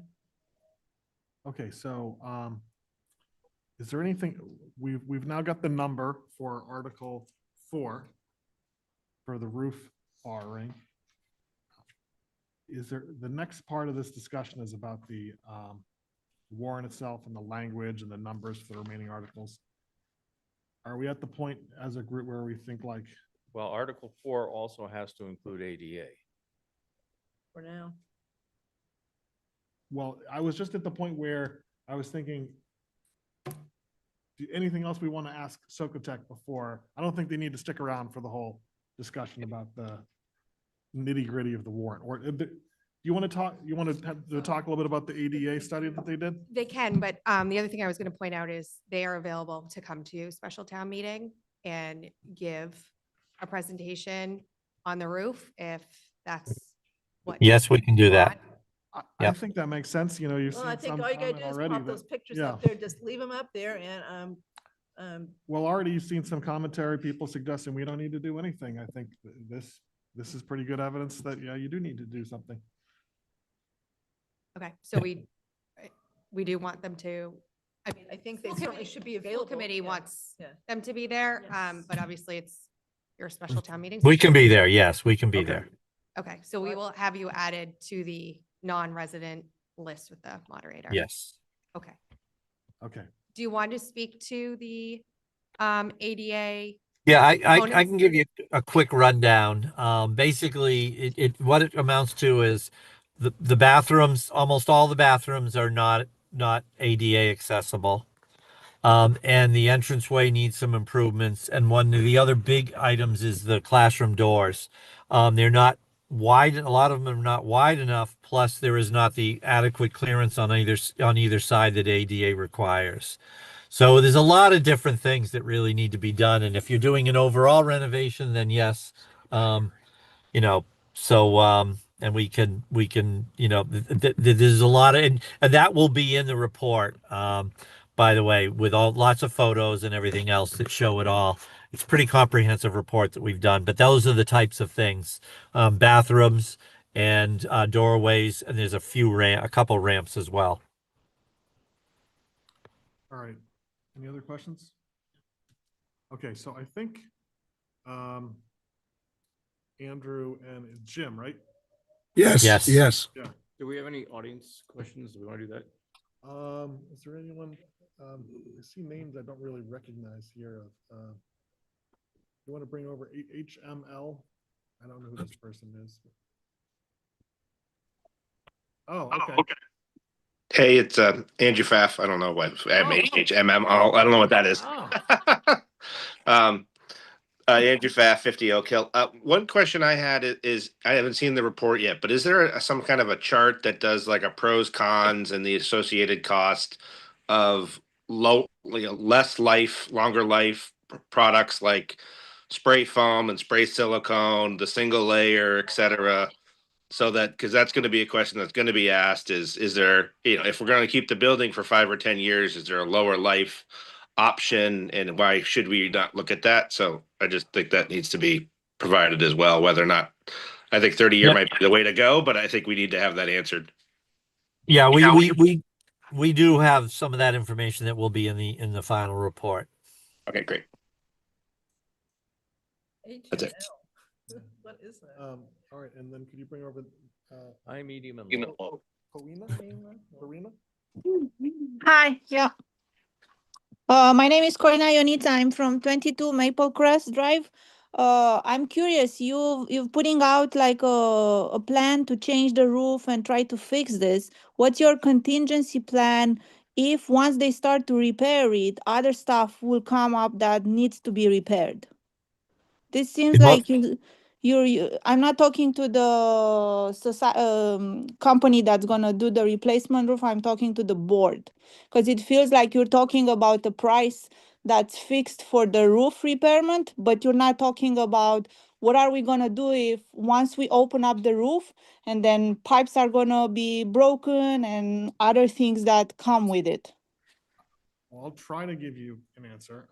So the $4.5 million kind of bottom line for this, it does include several layers of contingencies. So I don't know whether that would be covered in it, but I mean, that's probably the best answer I can give to you. But to put this in a bigger context, for the special town meeting on March 2nd, we're not only talking about this, but also another warrant article that would ask for money for a feasibility study to look at options on a renovation, both a full renovation and more limited renovation.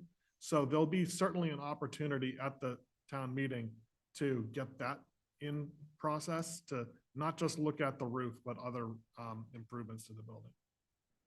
But from what you're saying, this seems to be like a done deal. It's gonna be either approved or denied, right? Well, I certainly hope there'll be an article. There'll be one article that just deals with the roof, right? And because that's asking for borrowing, that's its own standalone article asking town meeting to approve borrowing for $4.5 million to complete the roof. And then a separate article, Article 1, will ask town meeting for money for a feasibility study to look at other repairs. That's fine. That's not what I'm talking about.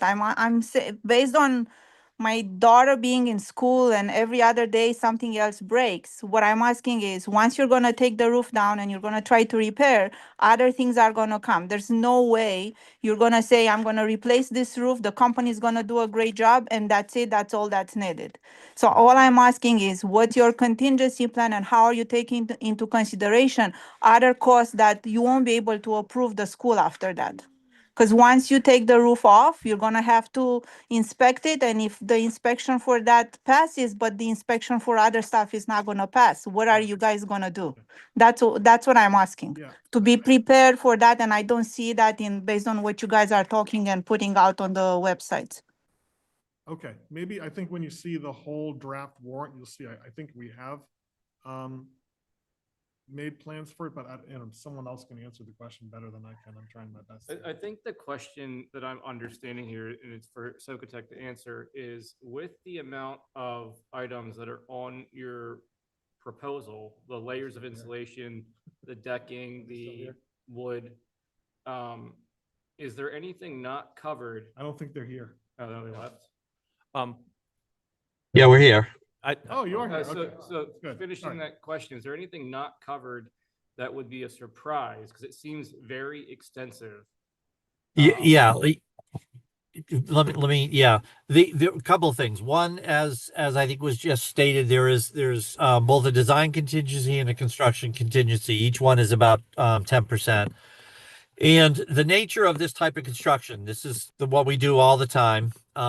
And we are designers, we are not the contractors. So it is our role to give you a design which is going to protect you against these types of things.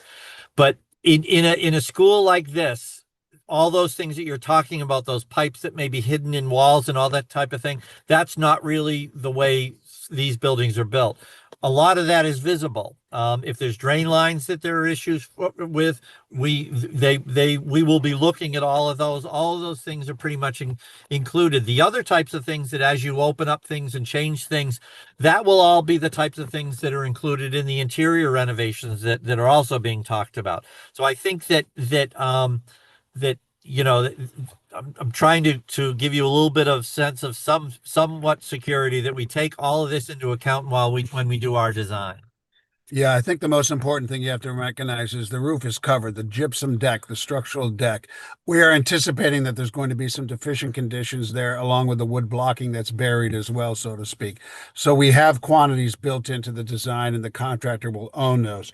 And one note of clarification I would like to say is we did review the different options that the gentleman was talking about earlier, like spray foam and any other solutions, and we are not recommending anything like that. The recommendation is to go back with a fully insulated per code 90 mil thick membrane and give you the 30-year warranty. And we're prepared to discuss this at the town meeting. If those questions come up, we will be able to address those at town meeting. Yes. All right, thanks. So I think there's one more question here, Becca from the online, and then maybe move on to the next phase of this. Hi, sorry, can you hear me? Yes. Great, thank you. Becca Denti, 48 Oregon Road. Just one quick question that I'm struggling with at this moment is, we've heard from Andrew Barr and his team that, the roof is at the end of its life. I think we're all understanding that the roof is at the end of its life, but do we know what will happen and what our plan forward will be if the town does not approve funding for a new roof?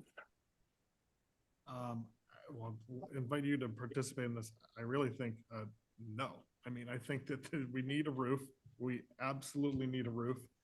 I don't know really what the plan would be if, Greg, you want to? It must happen. Right. I agree with you that it must happen, but the thing is like the votes aren't guaranteed. So if it doesn't happen, my son is entering 4th grade. Like, where will he go to school? All right. So Superintendent Martin is here. So hopefully it will pass and we'll have a new roof. In terms of contingency plans, we would continue to use the roof as is and repair it as it fails and go back to the drawing board around getting a new roof. I mean, there's not a lot of good options. We need a new roof. So everybody needs to understand this is a 2/3 vote. And so it needs to be a concerted effort to get as many people to this meeting that will support this new roof as possible. So, asking more to that question though, from something we have talked about, if this building would, let's just say there's a giant hole in the roof and there's no way the students could go into it. We talked about modulars and we looked at pricing of that before. That was about 2 million for each year? No, in total, it's over 2 years, so $1 million a year. $1 million a year. So even a temporary solution would cost $1 million a year until a foreseeable future, as well as a project. So if nothing else, and that was a temporary solution, which it's not supported, it's not something that we'd want to, but I'm just saying if the roof collapses. So I think it's important to note that in terms of the structure and the roof collapsing, I think, Andrew, I don't know if you want to speak to that. I think you shared some information about that at our school committee meeting. Yeah, he did. That was good. You know, it's not in, we're not in fear of it collapsing. It's more of a terrible windstorm blowing off. Our contingency plan is putting sandbags on the roof for the short time and then repairing leaks as they come up as best we can. I think you do need to be able, prepared to ask the question, you know, the question is effectively, if Neary burnt to the ground tomorrow, what would you do? Because if you can't replace the roof, that's close to where we are. My one other question I had was, we have a roof number here. What about the inside of the ceilings and all that? Is that within your operating budget to fix like the tiles that Ceiling have fallen? tiles. We have ceiling tiles. Okay, so nothing else substantial that need to be replaced at the moment, from the water leaking in. Well, as you heard Andrew say, and he said on the meeting on Friday, that as these tiles are they come out of place, the best thing to do is to not replace them. Yeah, I just want to know, like, if it was going to be substantial to fix the water damage in the building while we wait for the next part of this. So I was And just we have curious. been. Yeah. I mean, I'll just quickly speak to our relocation plan. So our relocation plan is still a plan that would work in terms of, you know, using our space in our other buildings. It is less than ideal. It would impact programming. It would impact our school climates and culture, and it would be a crisis situation. But that's what we would do in terms of if we had to evacuate that building. And the most frontline way to prevent this, I think Al, said it, the roof needs to be replaced. There's no way around it. I mean, is that we all agree on that, or? All right, I think it's so, important that we all do. yeah, agree so I on wanted to stress that there, right? you have the 5 members of the select board, we support Article 4. It's important to get this done.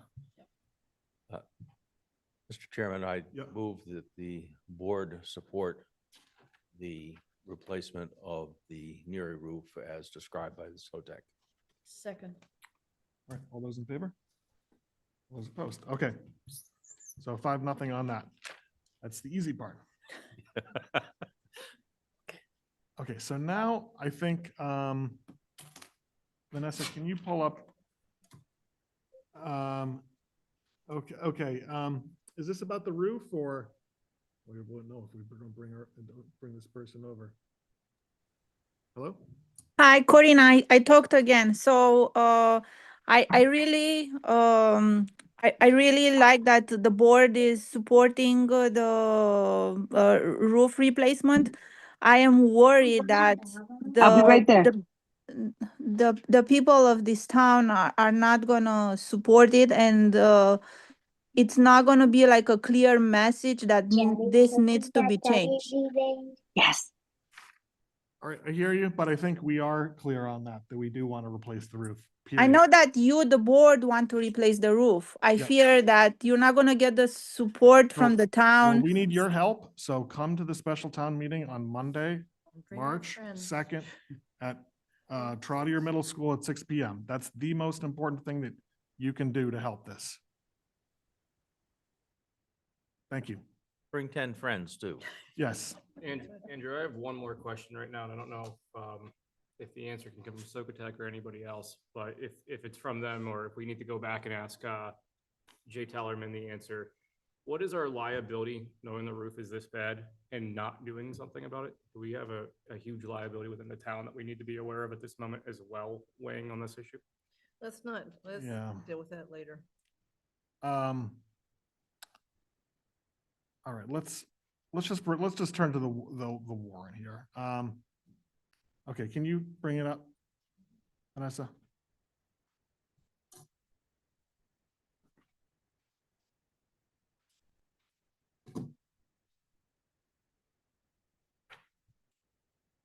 All right, and just, Page 7. yeah, so here's what we're trying to do. Select Board needs to sign this warrant on February 13th, Friday. And here's the work that I think we need to do. So if you can scroll up so you can show as much of Article 1 as you can. So as we talked about at our last Select Board meeting, and then a slightly different draft of this was presented to the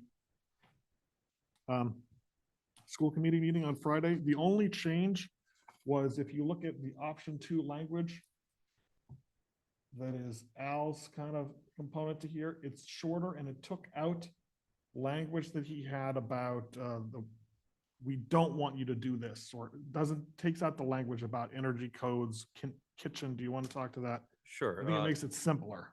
The intent was to make it simpler and to provide more flexibility within the context of a defined budget. So that in effect, what this says is, we expect items A through F done, and then if there are other things that are appropriate within the context of the $15 million, those can be done. So it simply it's simpler and provides more flexibility. So Al, that last sentence, last full sentence, option 2 shall not, well, there's definitely a typo here. Option 2 shall not have an estimate, I guess. not Estimated estimated? cost. Cost. Okay, then put cost in there. Yeah. Okay, so I still don't understand. So you're gonna tell someone that I want you to estimate all this and then stop if you get above $15 million after you subtract the ADA and the roof? I just don't see how you tell someone to, here, I want you to do this, but you can't exceed this. So what are they supposed to do? To stop if they start pushing above that? Yeah. That's what you want? I mean this sincerely. I'm trying to understand. So if they start adding this up, right, based on what they've done in looking at a timeline, and they get above 15, they just stop? Well, so at that point, they can no longer satisfy option 2. Now, nothing prevents someone from saying, we looked at option 2 and we looked at options A through F, and we don't think we can do this for less than, let's pick a number, $16 million. So don't you still and then want the number? I want a hard number that people work to achieve. Okay. I'm greatly bothered, and I know I'm a voice in the wilderness on this, that, we don't do this sort of thing with the other things. What We don't need to get into the whole Yeah. debate, other than the main point here is that The $15 million. that this Article 1 is asking town meeting to appropriate money Yes. to look at both things. Right. A feasibility and schematic design, and then we still need to insert some language that's in the other ones. We talked about this at the last meeting about design, right? So for both the comprehensive renovation improvement of the school and what Al's talking about. The limited I'm renovation. trying to make a point here. So, Yeah, I agree with you, Kathy. but with the project that failed, if you go back and listen to the meetings, over and over, I kept trying to do exactly what you're doing here. I gave them a number and they said, we can't get there. It's truly impossible to If, get there. if a company accepts the bid to do this work, They're saying, no, if a company accepts the bid to do this work, assuming this passes, and then they come back and say, we can't do it, they get fired. But Al, are you assuming that the Yeah. companies will be overcharging us and that's why you want to control it? I have managed spec creep all my life, and you need hard tools to do this. But you're right, you're taking that whole option off the table if they come in at 16 million. to I'm do a not taking it partial off the reno. table. If you say somebody want, 15, the town can't even have the option of choosing it. first off, this will ultimately end up being a warrant article. And if this board wants to offer an alternative warrant article that's some hybrid of the two, there's absolutely nothing that prevents them from doing that. When? Well, so when you go to seek money to actually do the work. Okay. The point I'm trying to make is, if someone doesn't, I just want to make sure we're going to get a bid for this. If they say this is really unreasonable, you're not, I know what they're going to say. I know what things cost here. I can add them up real quick. I've got my estimator out here. Where are we way above that? So why bother? So why wouldn't you want this to say, instead of, you really can't exceed it.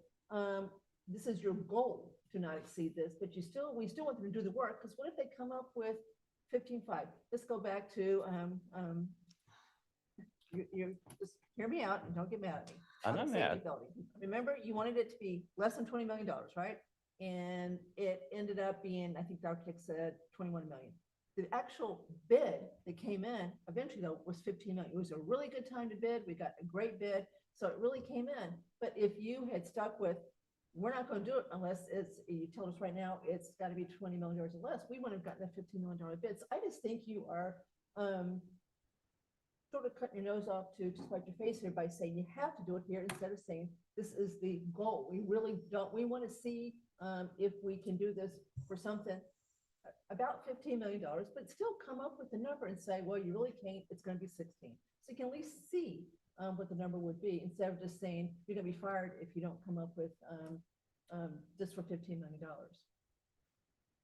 And it would take the option of a limited reno off the table completely. If you put a cap on it like that, say you could get a limited reno for 18 and it was fabulous, you wouldn't have that option if it had the 15 cap. I just think the cap is the problem. I like the rest of it. The cap is a method for dealing with spec creep. Yeah, but you don't know. I mean, that number, if it's, it's not like that number is really rooted in. I've done a lot of work and I think it's a good Well, number. actually, Tim and I have spent considerable amount of time trying to figure out whether the $15 million is reasonable. Okay, so to guide this here, I think this is a debate that's never going to be resolved, really. And I'm just trying to shepherd this. And like I said, we needed to sign this by the 13th. So whoa, let me finish. Just like it is, right? I just Kathy, think let me that finish we're here. gonna Not end up with this work being done. Okay, so here's the language that we've got, right? I think our focus really should be about trying to finalize the language. And the things that we need to finalize are the amounts. So that's a significant thing, and I don't know whether we'll be able to get that done this evening. I think it's likely we're probably going to need one other kind of off-cycle meeting. It's probably going to have to be based on people's schedules Friday. Maybe we could do it by Zoom too, if we're able to. What Friday? This Friday. You mean amounts for the feasibility Yeah. studies? This Friday or next Friday? This Friday. This Friday. Yeah, we have to sign by the 13th. Okay, so just follow with me here. There's a couple,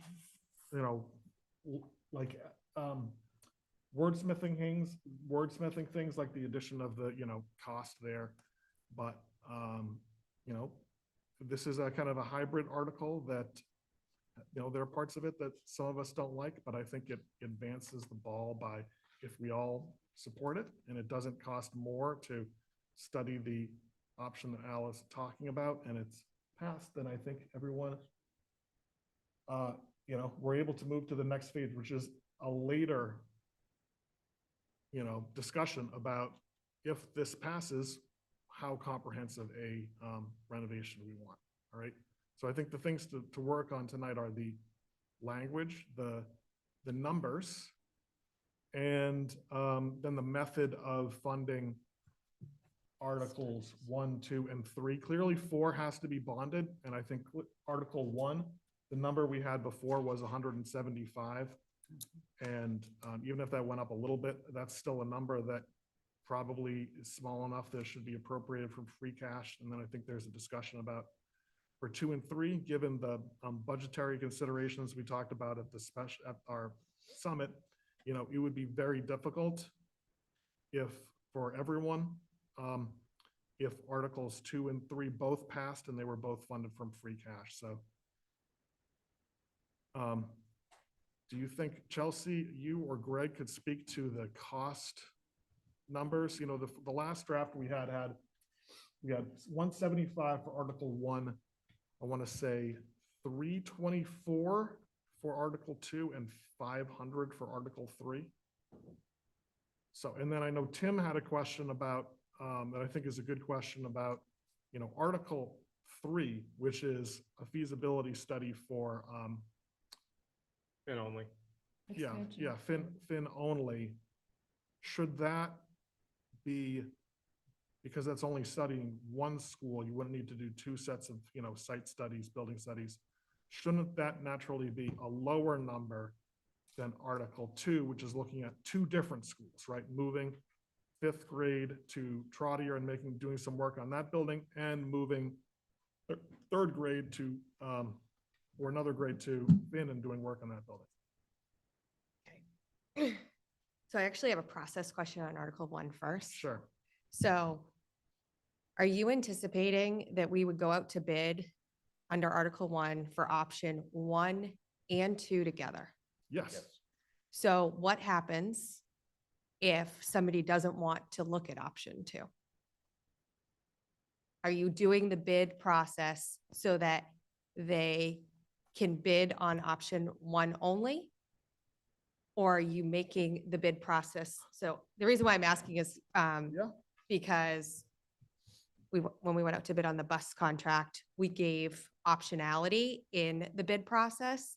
And we actually had nobody bid on a certain makeup of buses. So I'm just wondering what the intent. Here's what I've thought about it. And I've always thought in a way that option 2 wasn't even really necessary, because for someone to cost out option 1 and you would get a breakdown, just like we had for the roof, of different line items. This part will cost this, this part will cost this, this part will cost this. Mhm. That would also give you the information that you were looking for option 2. So I'm Yeah. hopeful that, So here's my concern is Al said he's going to fire somebody if they can't get it under 15 million. So then we lose their bid on option or the work done on option 1. Do we want them to follow, if they bid on both, or it's a bid package with both of them together, are we getting rid of them on option 1 too? No. So they would do the work on option 1 and get fired on option 2. no, I just want to make sure we're, That's one person that said that. That's Should it not be necessarily 2 what's articles? gonna Okay. happen. Should it be 2 articles? no. I'm just asking process wise, how we're going to go out to bid on this, or if somebody stands up at town meeting and takes, and only wants to look at option 2, how are we? Are we think doing you them are going to together? go out to bid, and obviously the 2 are very interrelated, and I Mhm. agree that the 15, the lesser are project is going to be differences. part of the bigger one. So the Okay. same architect should be able to easily do the second part first. Yeah. And if they come through and say, I still think you just give them a chance to say this is what it adds up to. It makes no sense agree. to me to. I think you to need- put this No, arbitrary cap on there it. are some substantial differences. Option 1 envisions NERI as a long-term 30, 40-year solution. Mhm. So for example, the HVAC components that you might put in that class of work might be quite different than the HVAC components that you would use if you were trying to keep the building active for 15 years. The same thing is true for the pointing and repair of the exterior. You know, ADA is probably ADA regardless. Yeah. Although if you start moving walls, that starts changing things. So there are substantial differences between the 2 types of of projects, where one, you would not envision moving walls because they, all of a sudden, you're going to start breaching some additional code requirements. So there are meaningful differences between them. It's not simply a question of picking a line item and saying, picking and choosing line items. There are many items there where the option A and option 1 and option 2 would be different numbers. Okay.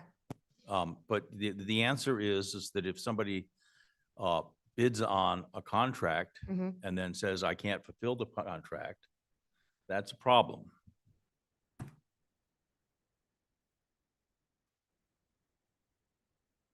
I guess Yeah. maybe we'll have a building committee to Yeah, oversee this, or we probably should talk about that at some point too. No, but- yeah.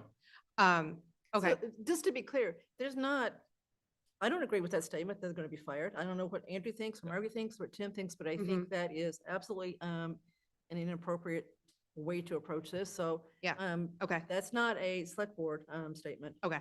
No, that's a crank. And I have envisioned yeah. that. No, if- you're not crank, but that's one. Oh, We yes. would need another building committee to work with the consultants that are hired to do this process.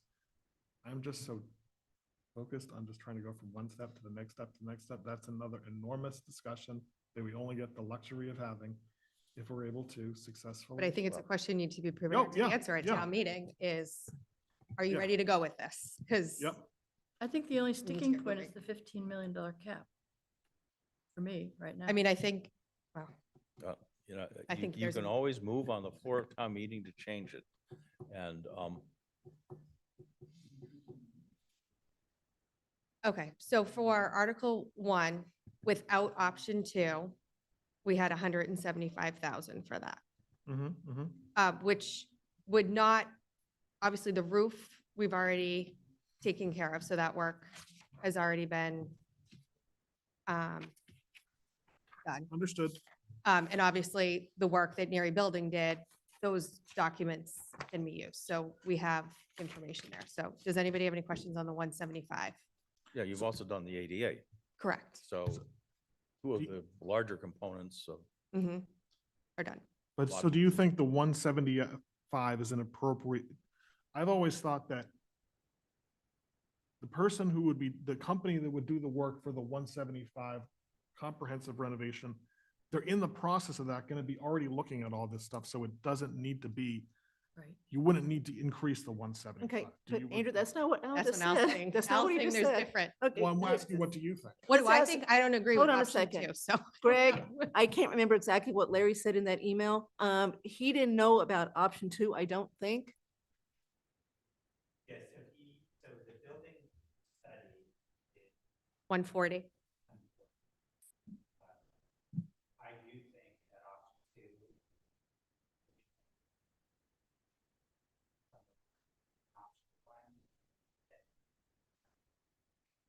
Here's the goal.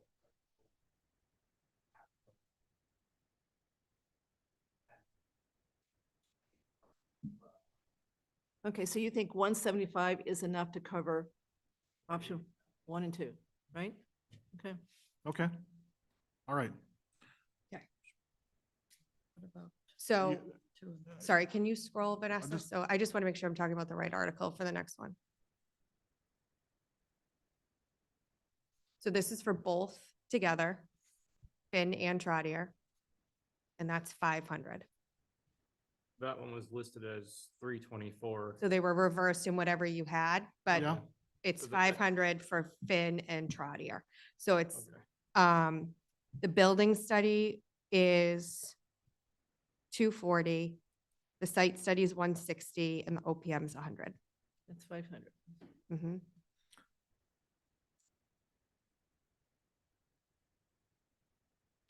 And then Vanessa, if you want to go to Article 3, please. So this is for Finn only to add 2 schools. And this would be 324,000. So the caveat with this is if Article 2 passes, then we would reduce this article by 80,000 because that, sorry.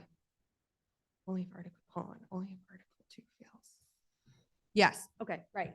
Thank you. You would reduce this by 80,000 because you'd have duplicative site study work. Right, so the most we're gonna pay is $999 list 80. Everybody agree? I didn't add them all up, but 824 and 175. Okay, so basically, the numbers that we had in the last draft were just reversed. Yeah. Okay, so then the 324, what's the breakdown again on that? So OPM 64, site studies 80, which would come out if Article 2 passes, and then the building studies 180.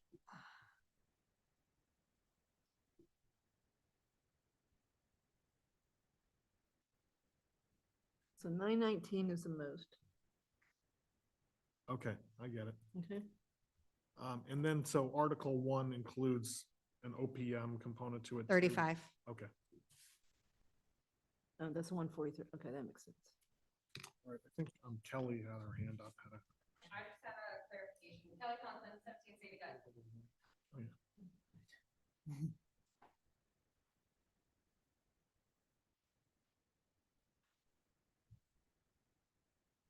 Kelly Conklin, 17 Sadie Hut. I just had a clarification question on Article 1's language.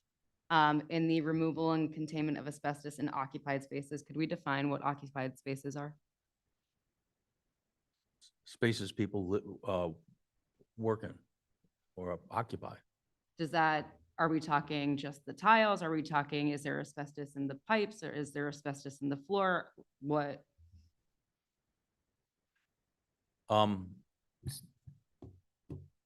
When I looked at the Vertex report, which was not particularly instructive on this, the question is, yeah, if people occupy that space, either regularly or irregularly, then the asbestos would be dealt with. So for example, you know, if we have some coolers that might not be used, and if they weren't used, we might not have addressed it there, but does that answer your question? I mean, isn't, If would it be safe if to say there's building is mostly asbestos, occupied? if there's asbestos in a classroom ceiling tile, it goes. Okay. If there's asbestos in the floors of a classroom or a hallway, it goes. Okay. You know, I'm trying to get the asbestos out of the building. Well, I think what maybe, I'm sorry if you're complete, like, I think where you're going is, how about just taking out that qualifier in occupied spaces? Sure. Thank you.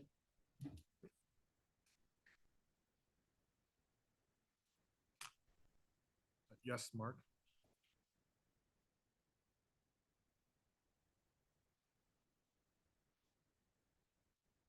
Mark Davis, 13 Schuyler. Just to follow up on Kelly's question. That same modifier is in, not only in the asbestos, it's, I guess that was the only one. I had the same issue there. My problem is with option 2 is you have a $15 million number there. With all due respect to the work you did, I read the Versatech report 4-5 years ago, before the first committee even started. And I rejected their numbers then because they were too low. They didn't have any detail of what those numbers meant. Now, you describe maintenance of and component replacement of HVAC system. The whole building is not air conditioned. The whole building doesn't have an air handling system. So we need to be very exact. A renovated school is going to have a complete HVAC system. It's not going to renovate the existing system because it doesn't work to the extent that we need in a newly renovated school. So the $15 million is based on Versatech's numbers. His report I'm going to say it was July of 2021. More than likely, his numbers are based on 2020 figures. They're not 21 numbers. A contractor only uses those numbers that they can grab at. And even if he used his estimating department, the numbers really are 2020 based. There was a horrible change in construction prices between 2020 and 22. And in one case, steel for a period of time went up 1,500%.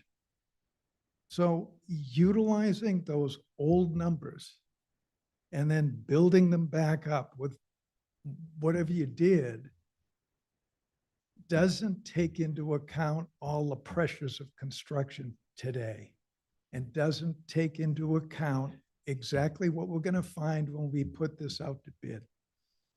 The numbers we generated in the first committee, I think during the summer of 24, for the renovation project at Neary, I wouldn't even rely on those numbers today because we're 2 years out. Construction numbers for the last 5 years have never been more in a state of disarray. You could get a bid today and 3 weeks from now, it's going to be different. So my objection is that we have a $15 million figure there and people will attach themselves thinking we can get a lot of value for $15 million.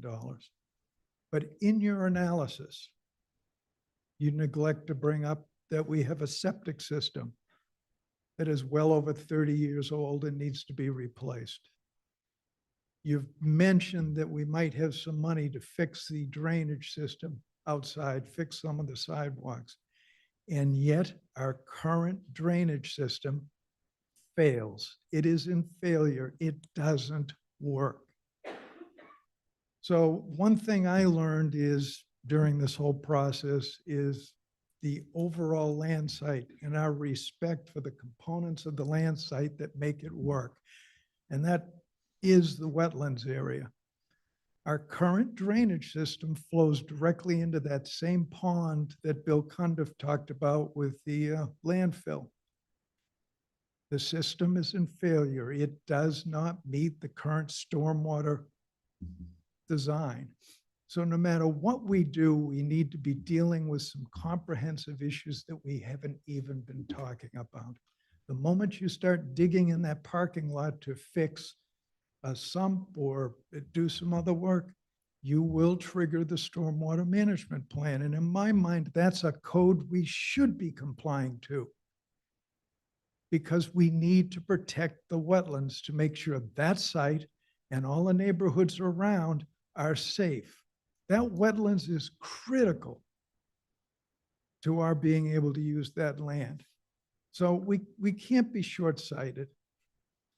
I claim that what you have in option 2, if it's worded carefully with no numbers attached, can be alternates to what you have in option 1.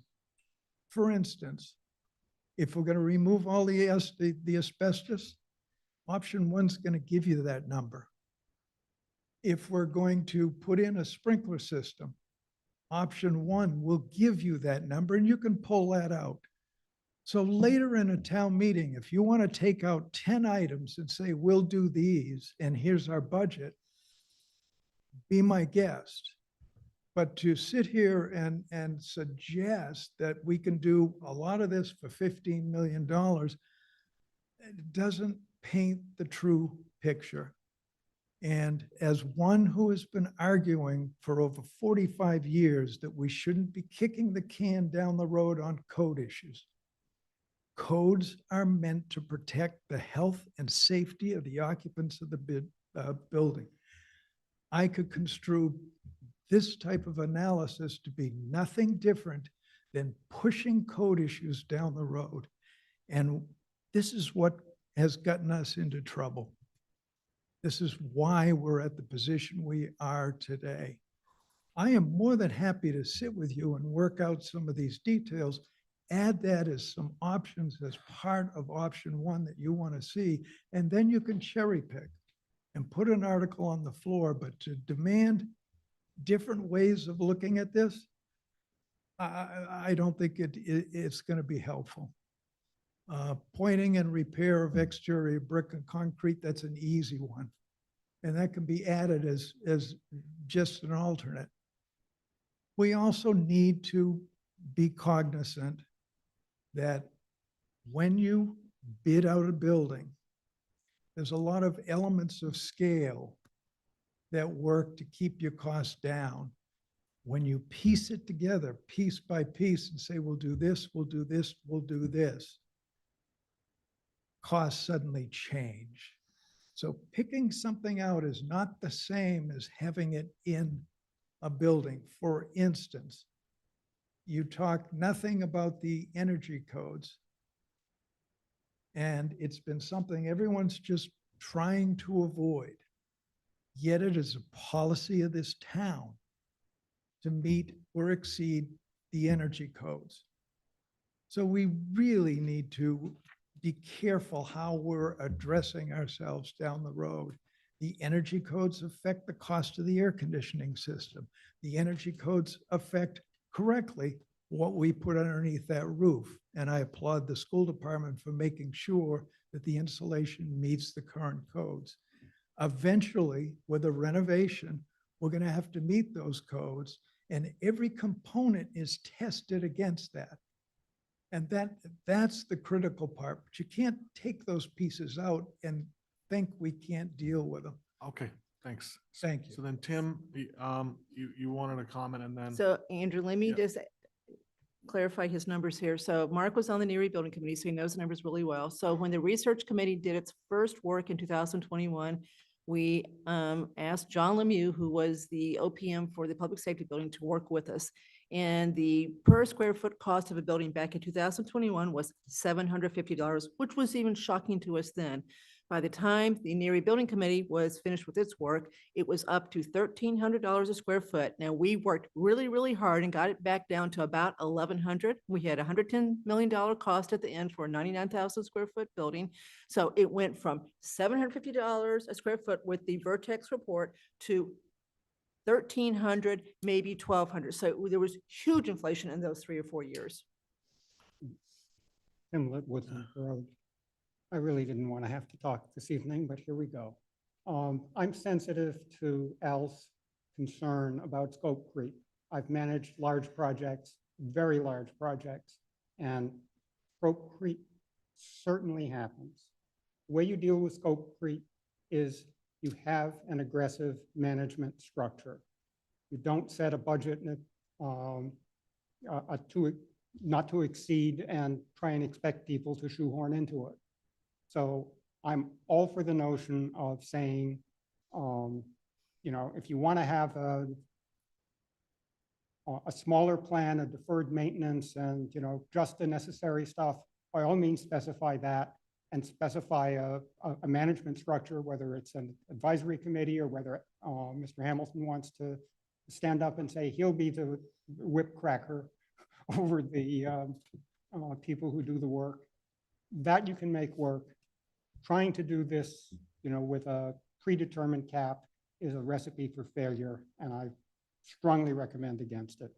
And I echo, and I have made in other public meetings the same comments as Mr. Davis has made in terms of, codes are written in blood and they're designed to protect us. They're not, the evil zombies that you need to keep out of your life. All right, thanks. Okay, let me just give you some thoughts about, because it's getting to getting a bit later about how we can. I think Mary wants to. Yeah. But I want to hold hear on. what they've got to Yeah, say. okay. No, we'll get to you, but I just want to, here's things that we still need to talk about. We haven't talked about Articles 2 and 3. The numbers we just heard, are we okay with the articles as they're drafted? Do we want to keep them in? I know we had some discussion about there, this came up at the last meeting. I mean, do we feel like we want to keep them all in?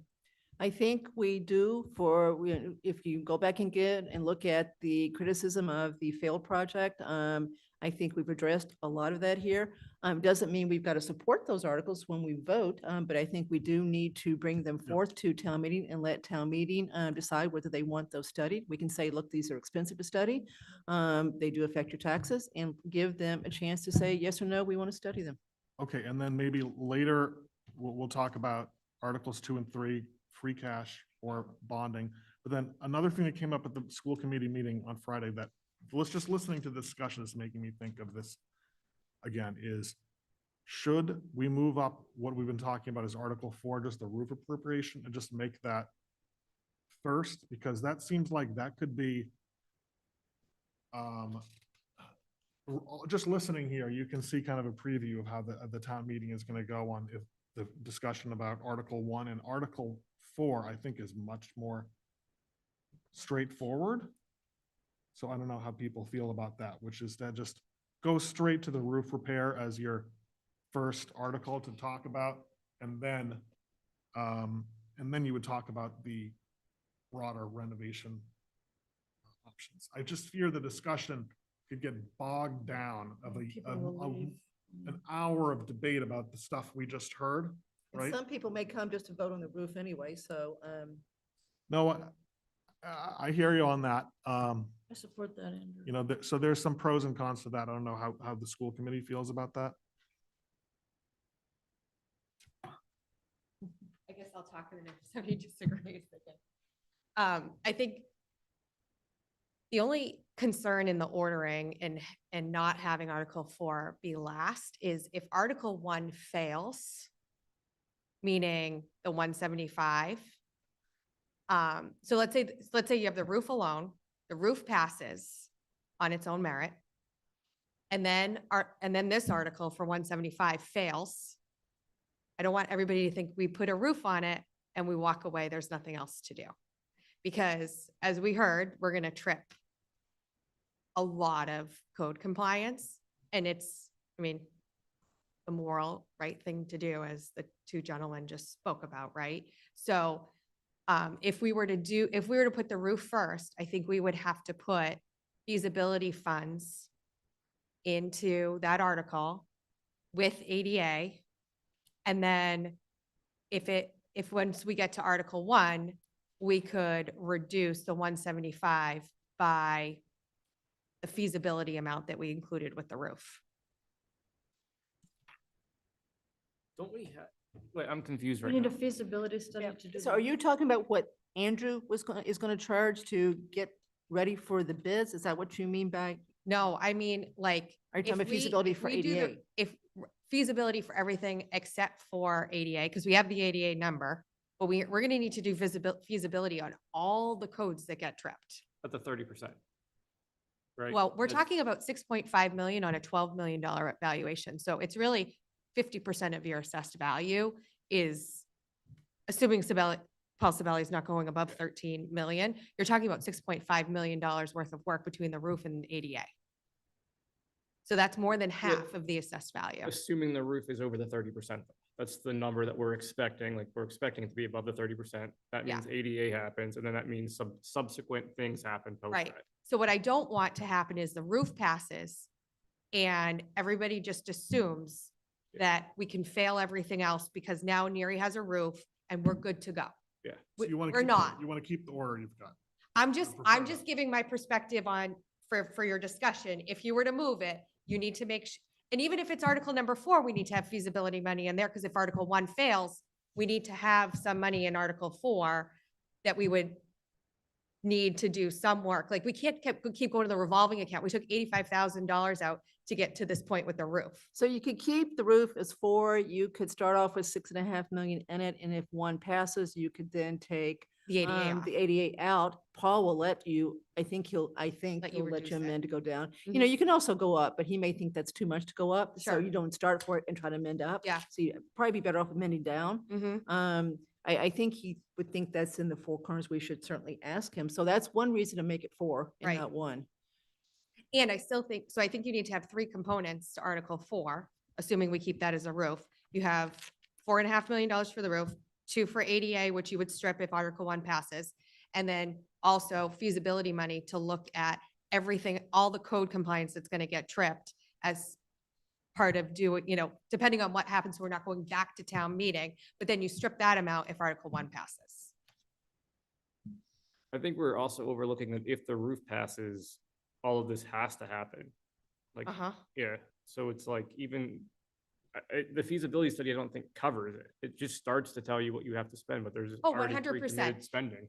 I think we Yeah. just need to be clear when we explain Article 4. If Article 1 doesn't pass, we need to be clear with Article 4 that there's going to be a whole slew of other capital items that are going to have to come up, even No if we're matter not, what. No even matter if we're what. not fully renovating Neary, which I'm not exactly sure how that wouldn't then be a full renovation, but I'll let the experts do the analysis. But I think we just need to be clear with the citizens that we cannot do a roof and walk away.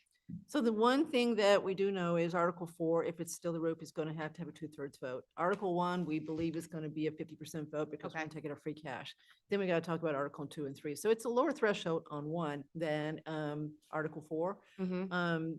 So, that should help. Right? Yeah.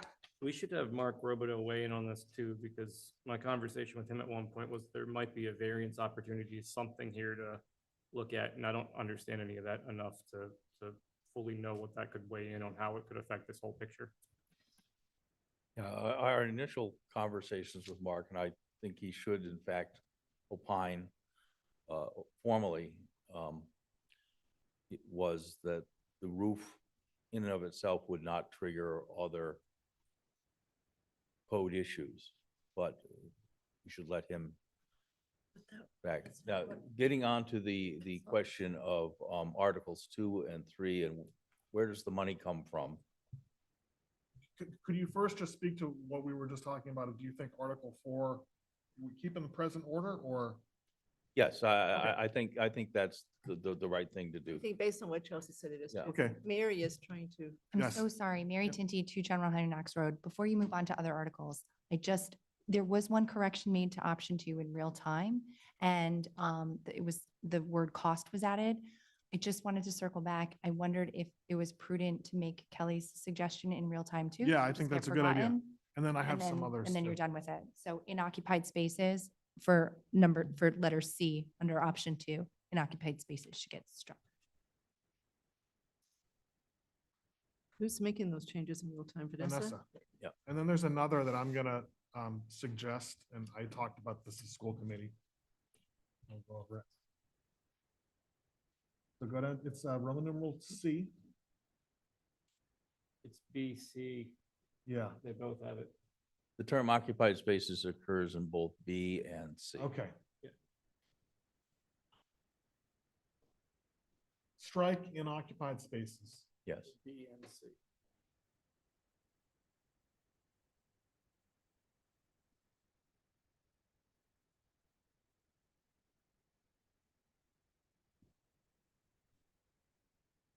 And So then, now- and then where we say a feasibility study, you see in at the top of Article 1.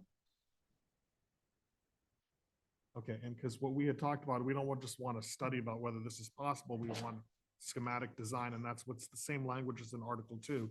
So after feasibility study, before writing this down, let's just see if everyone agrees. Articles 2 and 3 have and associated design, planning, architectural, and engineering work. Say that again? And associated design, planning, architectural, and engineering work. Well, you're trying to that- get to the point, you've got an estimated cost, right?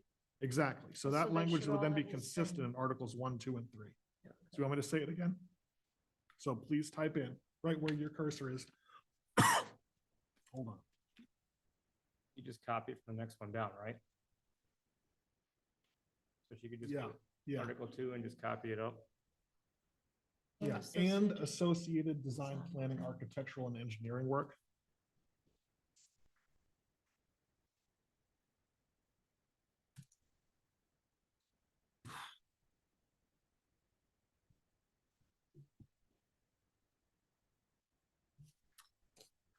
Just in the interests of consistency, it gives the address for Neary, but it doesn't give the address for Trotty or Finn, I think, do we need the address for Neary? No. So you could lop that out, located at 53 Parkerville Road, Southborough, Mass. That could come out. Okay, so everyone's okay with that? Mhm. All right. So then, Al, I think you were suggesting we talk about the numbers. sources of Article funding for 2, Articles 2 2 and and the 3. sources of funding, right? And are we all in agreement that, I mean, I don't think the language of Article 1 would change, but the motion would be to free cash for Article 1? Free cash for Article 1. Now, the question on 2 and 3 is free cash versus debt.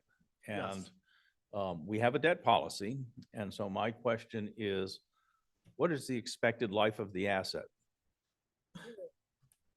Not much. So, Then it's free cash. I think it's free cash too. And for those that went to the budget summit, the budget's looking a lot better. Than it was when we were there. Still some things to be determined. If you did debt, you're right. I mean, what do you do it over a year anyway? So what's the difference, right? If you do free cash, the money is available the next day. I think Mark is wrong about whether the debt will give us the money the next day, but we'll find out. So this way we know we got it the next day. So I don't think you should do them differently. Yeah. Well, here's the pros and the cons that I've seen, and I'm still kind of making up my mind on this, is the pros of using free cash are it's consistent, more consistent with the debt policy, as you mentioned. And it's an easier presentation. There's not a different threshold hold for Article 1, 2, and 3 that seems weird to people. The con is it would have a significant impact on the FY 27 budget, but I think the way you deal with it is you just explain that. I don't think you're right, Andrew, about you're still going to take that debt over a year. It's going to affect the budget either way. If you're going to can't- extend it for 10 years, it'd be different. No, we're going to have to write that debt off right away. It doesn't have a life. It's going to be a sunk cost the minute you do it. Yeah, if you'll recall, I did not vote in favor of the debt policy, but we have a debt policy. And the expected life, if there was only one option on the table, and that was the one then maybe you could argue that you could roll that into the construction costs, but we don't. So how do people feel about free cash for Article 2 and 3? I think we need it just because of the 50% threshold. We need to fund more of these than not, in my opinion. We need 2/3 at the end of the day. So I think we really need to have more options and less for the town to look at and decide which one they have the most appetite for, so they can have 2/3 majority to pass anything that we need to do to fix the school. All right. You got 3 people here wanting to do free cash, so, Okay. okay.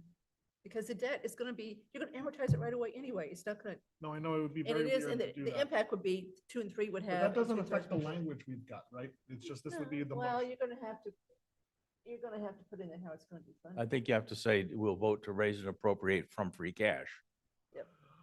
You have to, in each of these, it should be raised and appropriate from free cash. Except for 4. Same language. Except for as 4. one. Okay. We can keep the language we have and you just deal with this in the motion, right? Yep. Yes, okay. I'm just thinking about the words, because if we go to, our next phase is finalizing the warrant and then signing it, right? So the point I'm making is you can keep the language we have, which is, raise, appropriate, borrow, and then on the floor, you move that it's appropriated from free cash. Yeah, the warrant is a warning that this is what we're going to talk about. The actual motion can vary as long as it's within the 4 corners. All right, and then the actual numbers, the 500, 324, you reduce Article 3 by 80,000 if Article 2 passes. Yeah, so you can amend that on the floor. That's easy. Okay, but I do think that we should not go in with a article in the printed warrant that just says a sum of money, that it should be the max number should be in the warrant. Agree. And Yeah. then if Article 2 passes, then we will amend, one of us will amend Article 3 to reduce it by 80. Okay, and let Paul know that's what we're gonna do. so we're okay with, should we put in the numbers now? Yeah. Okay. Do it. We don't feel, I mean, Chelsea, you gave a good answer to where they all came from. Like, we feel like those numbers are all accurate. They represent like the things that we have. There's no more ambiguity to them that they could go down lower. It just seems odd that it adds up to $999,000 and it just something you explained it. I'm still curious because I it seems mean, more expensive This than I was is, anticipating. this is still gonna have to go out to bid. Yep. So yeah, the number may not be these numbers. But they're it's conservative. it's up to whoever bids on the project. So Article 1 is $175,000. Mhm.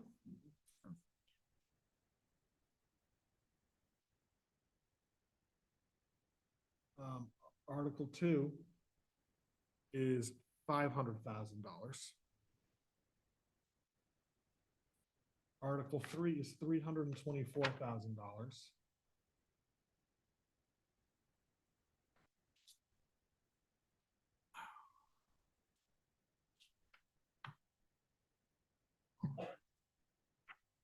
And then Article 4 is $4,500,000. Plus ADA or? Do you want to, do you Yeah, want the ADA in there too, or? You gotta have it in there, then we will reduce it if we can. Okay. So if Article 1 passes, We'll you amend take that out the too. 2 million because you would do it as part of an overall Yep. project. Yeah. No, not necessarily. Article 1 could pass, Article 2 could pass, Article 3 could pass. Understood, but you're not gonna put $2 million into it if you could potentially be doing a NERI building project. But when, in other words, I believe that when you put the roof on, Yeah. you also have to appropriate the money for ADA. That's not what I heard. That's not what he Okay. said, so, And I remember what Hey. he said. He gave a good explanation at the Friday meeting. He said, let's say someone blew the whistle, meaning someone made a complaint to the, I'm not remembering the name of the board, but the. MAAB. Yes, and said, town of Southborough is violating this rule. They spent X on the roof. They should be doing, what he said is, as long as you can show to them that you have a plan, you've taken like a first next step towards this, that it is unlikely there'd be some negative. Okay, Yeah. I yield. okay. So 6.5 for now, and then we'll amend to 4.5. So I'm just adding up I'm adding up the four, I'm adding up these two numbers from the Socotec as. I can make sure. that 6.5, Andrew. Is, yeah, I've So- got 6,663,275. So would you just round that up a bit to? 6.7? I, Yeah, 6.7. I guess in the summary, Mark, you can break out what the roof is versus Yeah. ADA. With help, yes. So let's just put 6.7 in there for now. Yeah. Yeah. And then So we know we're 6.7. gonna take out 2 if Article 1 passes. Yeah. So I think you need to put though in that with the replacement, or it's gonna be for the replacement of the roof and associated ADA upgrades. And then you also need to have a feasibility component here, which should probably be the 140,000 of the building study related to Article 1. So the 175 minus the 35 for the OPM. Okay, I get what you're saying, so I agree, so add another 150 to it, let's keep a round number here. So 6, 7, so let's say 6.85. Chelsea, Mhm. okay? And then we just Then have to have that's one 6 person ready 6 to million. amend those articles, so we Yeah. don't look at each other and not get them. So we have one person that will be designated to amend if need be, which Right. hopefully it will be. So I have a question. This is a big number and there's more that could get wrapped into the roof cost, right? As we find out more about this building, that's part of the feasibility study and all that. Would it be smarter?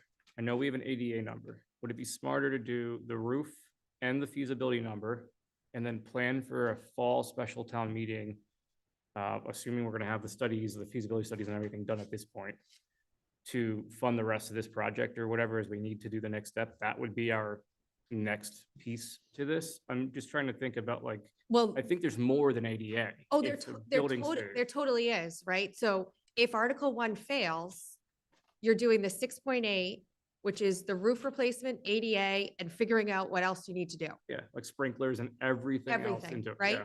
So if Article 1 passes, then you're knocking that number down to 4 or 5 for the roof. Assuming that one of the other plans will come into place or one of the other studies will come into place that the students would move That's out of right. this building, That's right? Yes. And but then, So- and if it Yes. doesn't work out, then we may have to go back at a fall time meeting and ask for more money. So this depends on what we end up with the Yeah. project too. Yeah. So It- I still think this is the right way to do this. And then we know what we will amend if It's things only- start being passed like we want them to. My concern is it's only one piece of a bigger puzzle. So we're Uh-huh. adding more to it, but it's not the complete picture. I mean, the so we're unfortunate part trying is to. we have to do if we could wait to do the roof, we would do an all encompassing project, right? The unfortunate part is we just don't have that option. Yeah. So we have to do it this way. I don't see it that Unless, way. unless there'd be a variance opportunity for now to cover us for this, which I don't, again, we'd have to have the building inspector weigh in on what that opportunity or process would be. I'm sorry, I didn't follow you. There, as I understand the opportunity, if you do the roof, it's, I don't know if it's over the 30%, there might be an opportunity to apply for a variance. I don't know the full ramifications of how that works or what the steps are. I just know that there's an opportunity and a process for a variance. I don't know the full process. So I don't know. Let's just leave it at 6850. If we don't need to borrow it, we won't. And if we amend it, which we are hoping we're going to amend it, we want this to come Right. down. So I feel like we're very close to finalizing this now, but I think we should go over the estimates too. I mean, not the estimates, the summaries. It's not that much additional work, but you go up to Article 1. This is pretty short and kind of diplomatic, I think. This Well, I think you article need to s- proposes to fund a feasibility study for renovation and building improvement options for the, I think that's accurate. I think you should say there with the goal of ending up with an estimate of the cost. So people understand we're trying to find the cost of these three things. I think you have to put cost in there someplace. Okay, and so you just write with the goal of finding out an estimate for these options. Yep. Estimated cost of these options. Or with the goal of estimating the cost. Of these options. I mean, I think you need to say that one of the option, like, you're not really looking at renovation and building improvement options for the second part. That's really for part 1. So maybe break it up into part 1 and Mhm. part 2. so- Yeah, I think you need to have a description of both. I think that's beyond, we'll be able to get that, do that right now. You want to assign somebody? Yeah, okay, Happy Okay. to delegate. all right. Maybe Al and I can put our heads. Happy to together delegate and to do you all too, that. yep. Okay, so then Article. But she's right. You guys, I think you're gonna have to separate that. Yeah, one into two Article options. 2, this article proposes funding a feasibility study for the Trotter to determine the feasibility of constructing additions to accommodate 5 at Trotter and 2. Phase 1 will include building system capabilities and wetland surveys. If feasible, Phase 2 will include schematic, design, architectural. So that This good. one's good, because you end up with Good. costs there. You got costs there, so that's good. Roger? Yeah.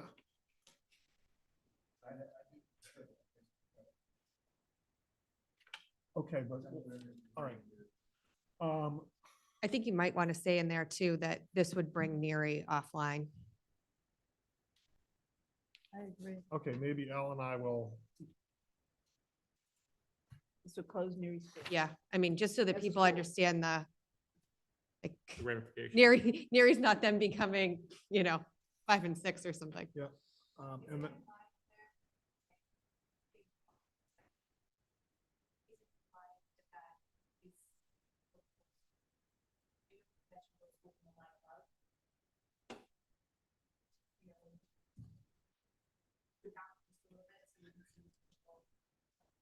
In other words, phase one of the study for both schools? Sorry, just on Article 2. Yep. we'll pull up. Yeah, right there. So this article proposes funding for schools.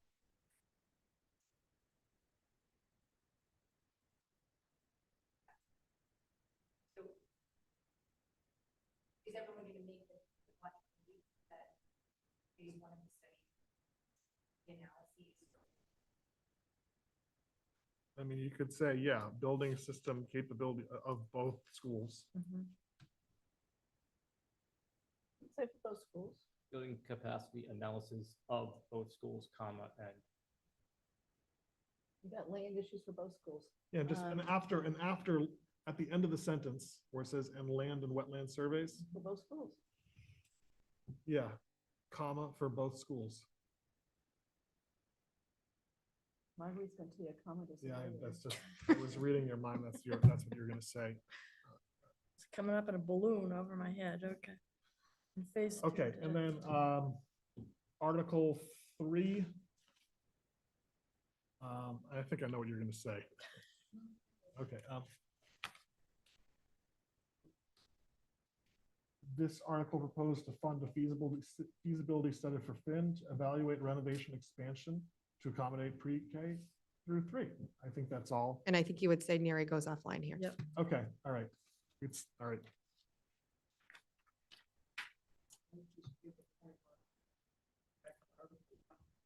Yeah, can you gotta, sorry if you, sorry.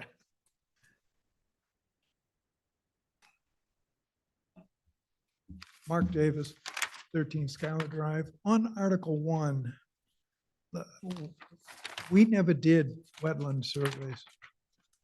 We know where the wetlands are, but we never flagged them. So I think we need, just to be specific, we need that language up in that one as well. So at the end of the day, if all of them pass, you're going to get flagged wetlands on all 3 sites. So you'll know exactly where they are and how they impact it. So can you scroll back to 1? Because we never got to that detail at the level we brought it. So land and wetlands. 1. There you go, almost. I think it's up top. Associated planning, architectural and engineering work, and then in the Article 2, you have wetlands analysis.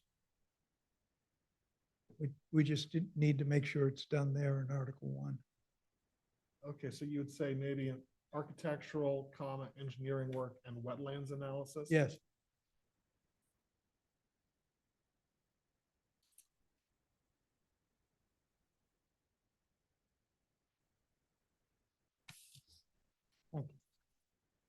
Just have a general question on all the articles. Yeah, yeah.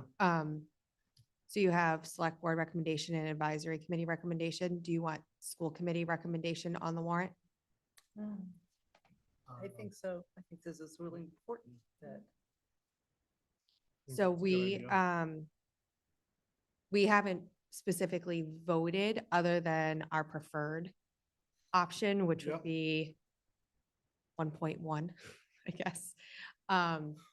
So I'm happy to take care of that now so that you have it, or we have our regular meeting on the 11th and we could do it then.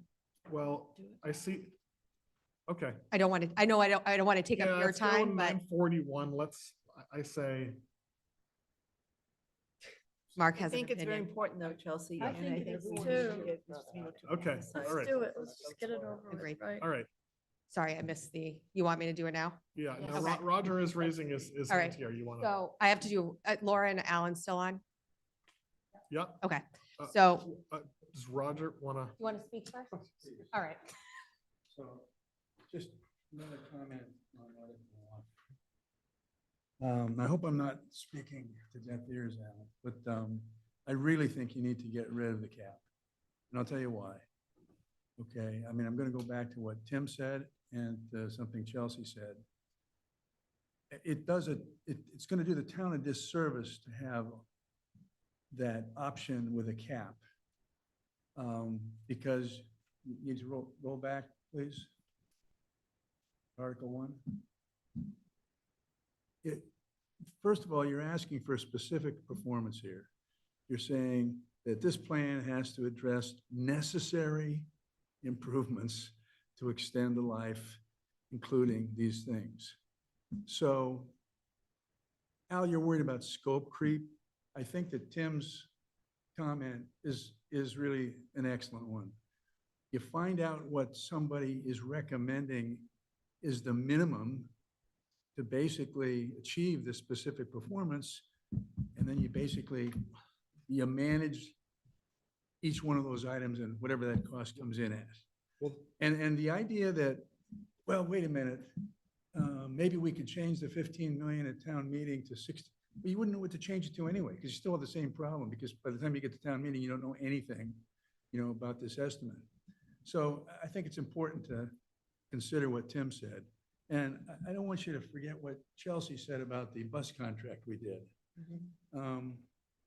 You will likely not have some good firms even bid on this, because they're going to look at that second one and they're going to say, well, we really can't, offer feasibility on necessary improvements for this cap. So you're not even going to get some bids from some companies that you want.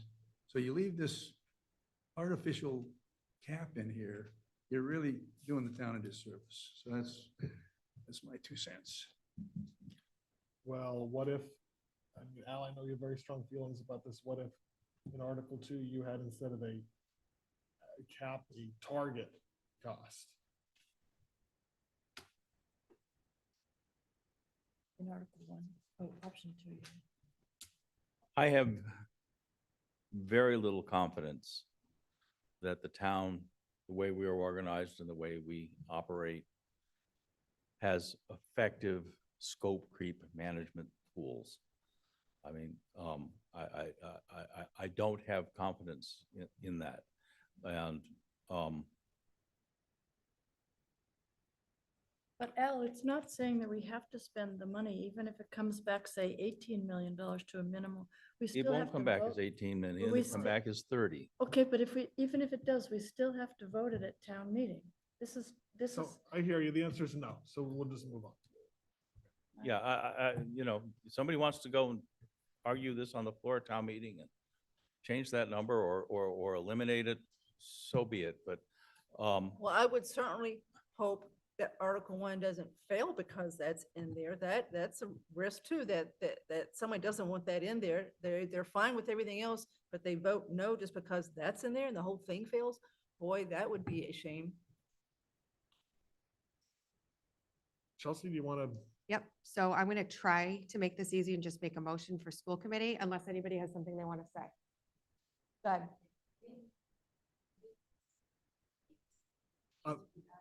Denise, Denise, come on up.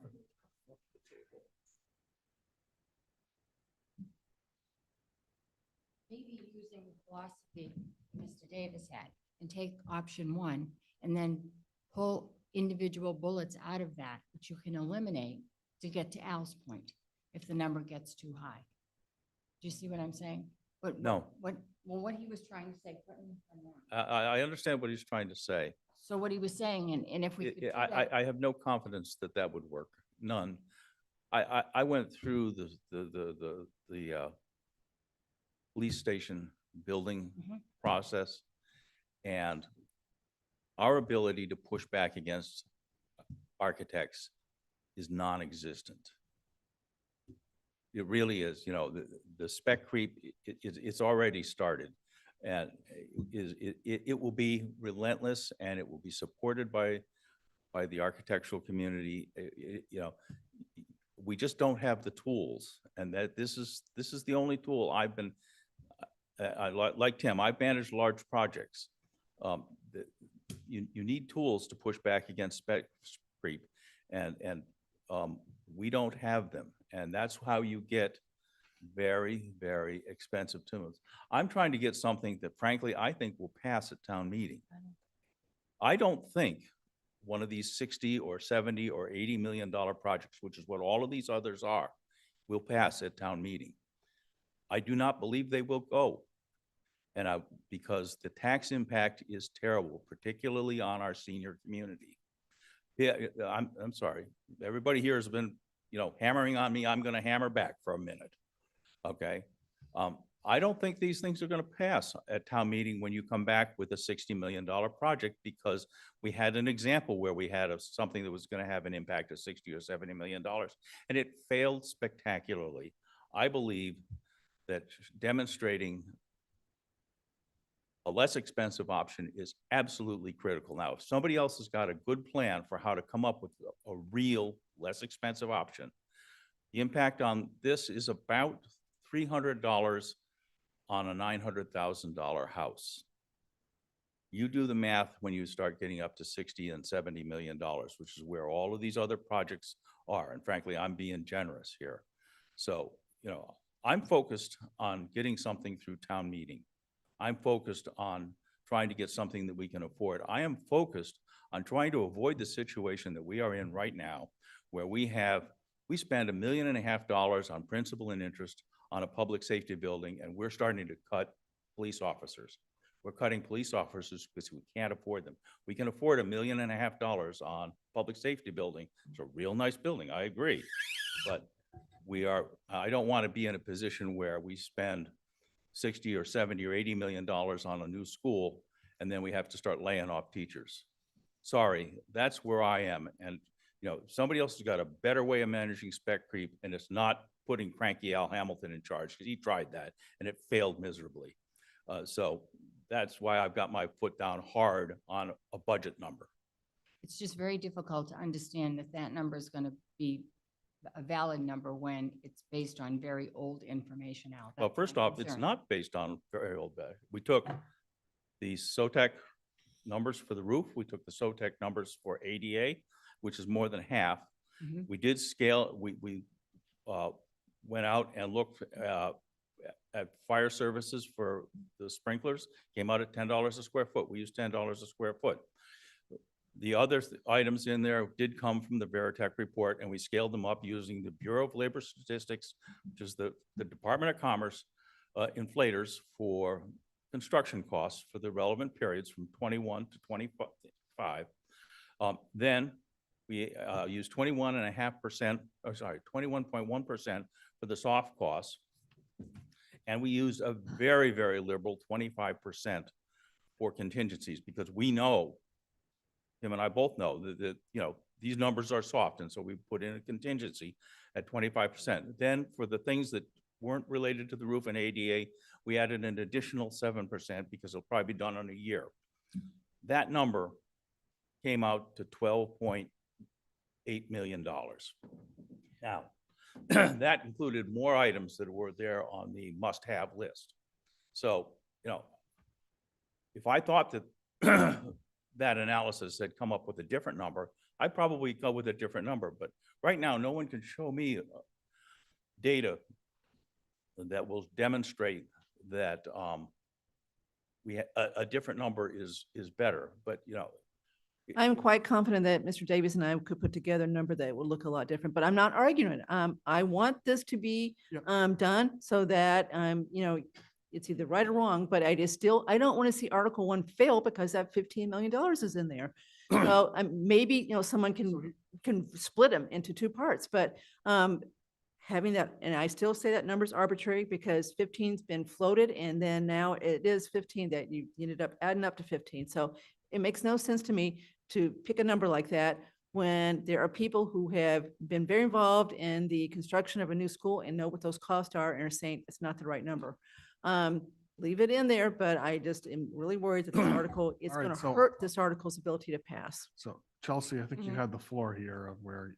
Okay, so, school committee, what is everybody's thoughts about moving this article or saying at town meeting for Article 1?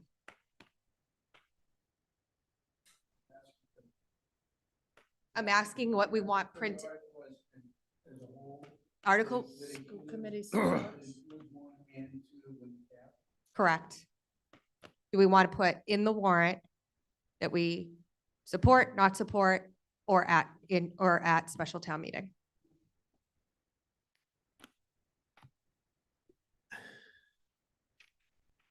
would support option one, Well, it's, but it's, not option. well, that's the problem, is Right. it's together. So here's my thought, is we put at special town meeting.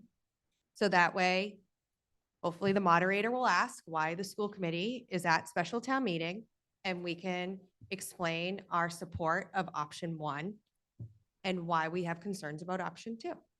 I think that's the best way to go. Okay, That's a good so, If, Oh. sorry, can I ask one question? If, because it does change my concern here. If it said target, does that change anybody's mind instead of exceeds, not to Yeah, exceed? I if mean, it I said think target targets- 15 It million? makes a big difference to targets me. is a huge difference. Yes. Okay. Yeah. Okay, so then Articles 2 and 3, do we want to support or not to support? I'm gonna do a motion at the end, but I'm trying to do one motion so that we don't have to do it multiple times, because we have roll call. And if Laura or Alan, you have anything you want to say here, my recommendation would be that we move that we do not support these two articles. I agree with that, Chelsea. I agree. Okay.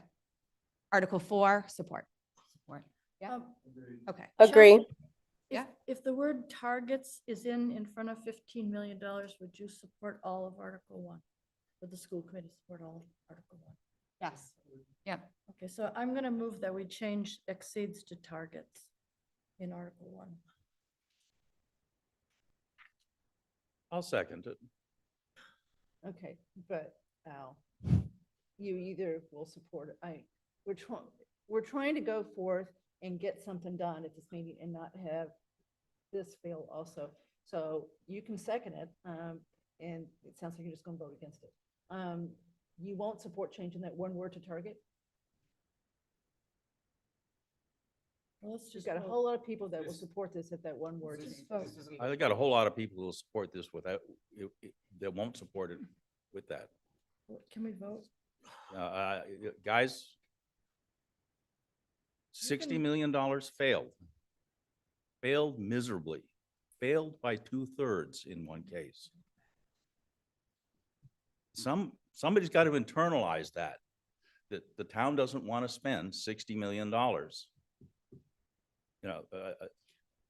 I've been Johnny One Note on this, and Unfortunately, Al, we're representing people who have kids in that building. I know. And are going to continue to have kids in that building. I have and a grandchild in that And building. I don't want to argue about what happened in the spring and where that came from, but the school committee needs to make sure that our kids are safe in the building and that we're code compliant. We're not asking for a bells and whistles with anything related to this.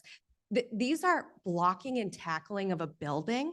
So, this is why we're concerned about this number. And if we get to a point where we hit the 15 million, it's like, oh, sorry, we're not going to be able to do the HVAC system. Like, where does that leave the kids with? So that's the perspective that we're coming from. So I'm not interested in going tit for tat with you.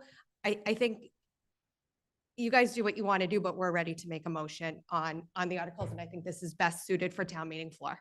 Well, we did move in second to vote on targets. I'm not, who made the motion, who seconded it? I moved She it and made the Al motion. You made the seconded. Al motion seconded. To use Al the word seconded it. targets. Okay, so just to be really clear here, So that she wants to place next to the word cost. no, I think what She you would wants to do is instead of, change- you'd say option 2, you would take out, and this is the part Al's not gonna like, shall Targeted not, estimated cost of $15 Shall- million. shall have a Targeted estimated. cost. target estimated cost, Yes. and you take out the word not. It should be targeted not to exceed. It should have it targeted. He's right. That's what I meant. Take out exceeds and put in targets. Wait a minute. So not to exceed that, you don't want to say, Yeah, yeah, not to exceed. Target estimated cost not to exceed $15 million. No, I would say option 2 shall not have an estimated cost that, no, shall have, Let me take it. Can I- shall have an estimated cost that targets 15 million. We're all tired, but what I wanted to say is you can go above 15, but you should aim for 15. No, that's the idea, but so then you would say. Option 2 shall have a targeted cost that will not exceed. 15 million. That's the wording I think you want. No. Is that right? Margaret, that's a pretty good compromise if Al will vote for that. Oh. It can still go above it, but we said try not to, really hard. Pam? Option 2 shall have an estimated cost that targets approximately $15 million. No, not to exceed. No, once you do not to exceed, it's the same thing as not It's, to it's exceed. target though. This one, the way it's written right now, it is not to go over 15 million, period. The other one saying you have a target amount not to go above this. So like you're essentially saying, this is my budget for what we think we could afford. Try not to go over that, but it doesn't say you can't go over that. It says Need that a that's- lawyer. I agree with it's, him. it's still giving, I'm in the boat here where Al and I have gone back and forth on this and I'm okay with a slightly higher number as long as it's still around this $15 million cap or target here. I think that we need a fiscally conservative option that fixes all of the things we talked about. So if nothing else, the building is at least usable and we are over this conversation. So I want that as a minimum threshold. That's what I'm looking for. And I'm supportive of Al's, and we did the math. On the math today that we know about, which needs to be funded in this article. I can't stress it enough. You have to fund it in this article at town meeting so we can sure everything up. If we don't fund it, we can't know. But on what we do know from experts, a $12.3 million number is where everything adds up with inflation. So if we ask the school to maybe put a heat map together and say, you know, maybe the gym or this or that, where can they fall in red, yellow, red, green, yellow, like of what falls into this deferred maintenance path, you know, of things that we're trying to do, maybe the Building kitchen. code, though.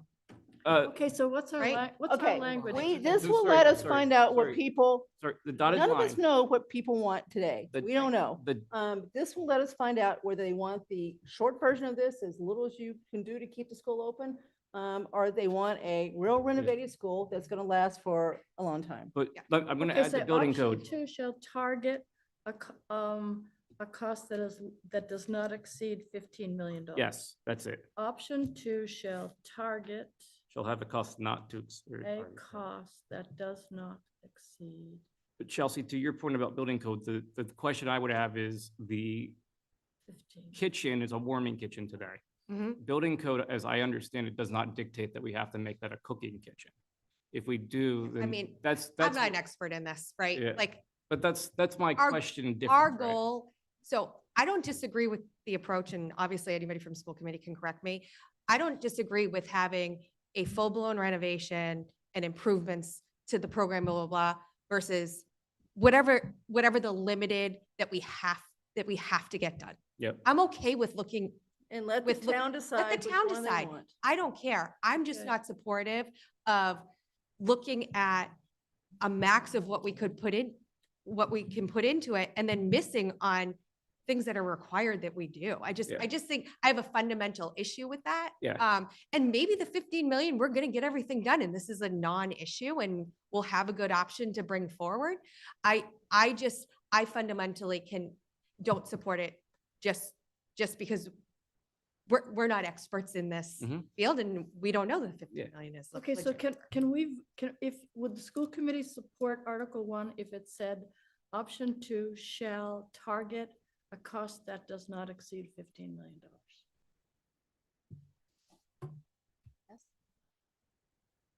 We can target it. It doesn't mean that. Yes. I think That Chelsea could be put the it- threshold. As you're thinking about, it, I think the way Chelsea put it really well. Look, there's very different views on this in the town. If this is gonna come down to, we take a step in March to set up a later discussion about different renovation options, here's a more comprehensive option, and here's something that's more fiscally conservative, right. limited, we have accomplished something. Yes. An alternative maybe says the same. We don't have to have the whole debate about which one right now. Right. Option 2 shows. But- have a Sorry, can I jump in? Maximum targeted cost of $15 million. Oh, that's more restrictive than this. Maximum targeted cost. No, you don't put maximum anymore. It's got a targeted. Target a cost. cost that does not exceed 15 million. I think they all accomplish the same Target. thing. When you put target in 15 million, I think the points are the same. Okay, so do you want? Well, you guys have a motion now. I Okay, didn't so do a we've got a motion. motion, We gotta so vote on our I'll, Okay. okay, I will guide the discussion on this, all right? So the language, option 2 shall target a cost that does not exceed, all right, you see that? So, motion's been made and seconded. First, Tim, how do you vote? I'm a yes. Okay, a yes? I'm a yes. I'm a yes. I'm a yes. Thank you, Al. Thank you. I think Alan has his hand raised. So Okay, after you- that, you I'll make call a him. motion. All Alan, right. go ahead.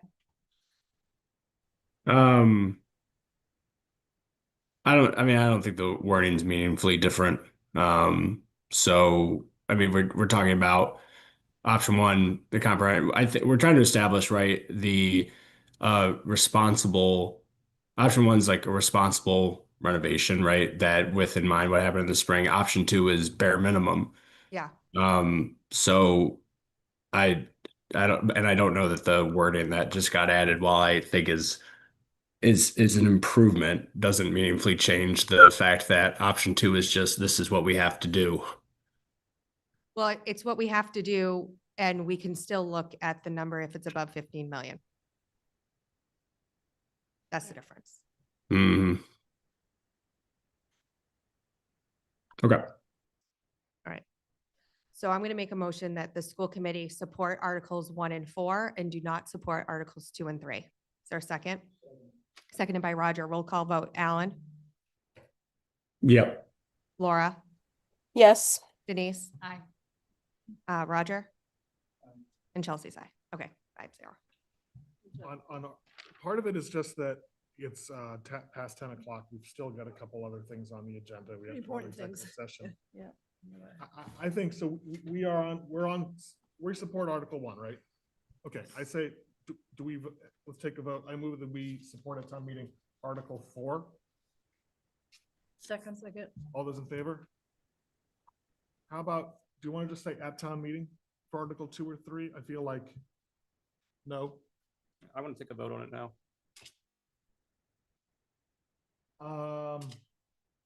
Okay. I move that the select board support Article 2. Second. All right, so, all those in favor? All those opposed? Okay, So it was 3-2, 2-3? it was 1 vote yes, 4 votes no. Okay. Okay, I move that the select board support Article 3. Second. All those in favor? All those against? Okay, 1-4. I think, I don't know if I'd ever get to this point, but we have completed the drafting and the voting. So we can sign. Well, I think we have completed the drafting and the voting on this warrant. Is that right? So then I don't think we need, do you think we need another meeting to sign, or we could just? But don't you we think have we to could? do final language before we can sign it? That's what we just did. Vanessa has it. Yeah. We could, I move that the board approve the warrant article as amended, the warrant as amended. Second. all right, all those in favor? Okay, now so we then can sign it. the signing of it, I know we're putting you right on the spot here. All it is you just do, break out the signature page as a separate page.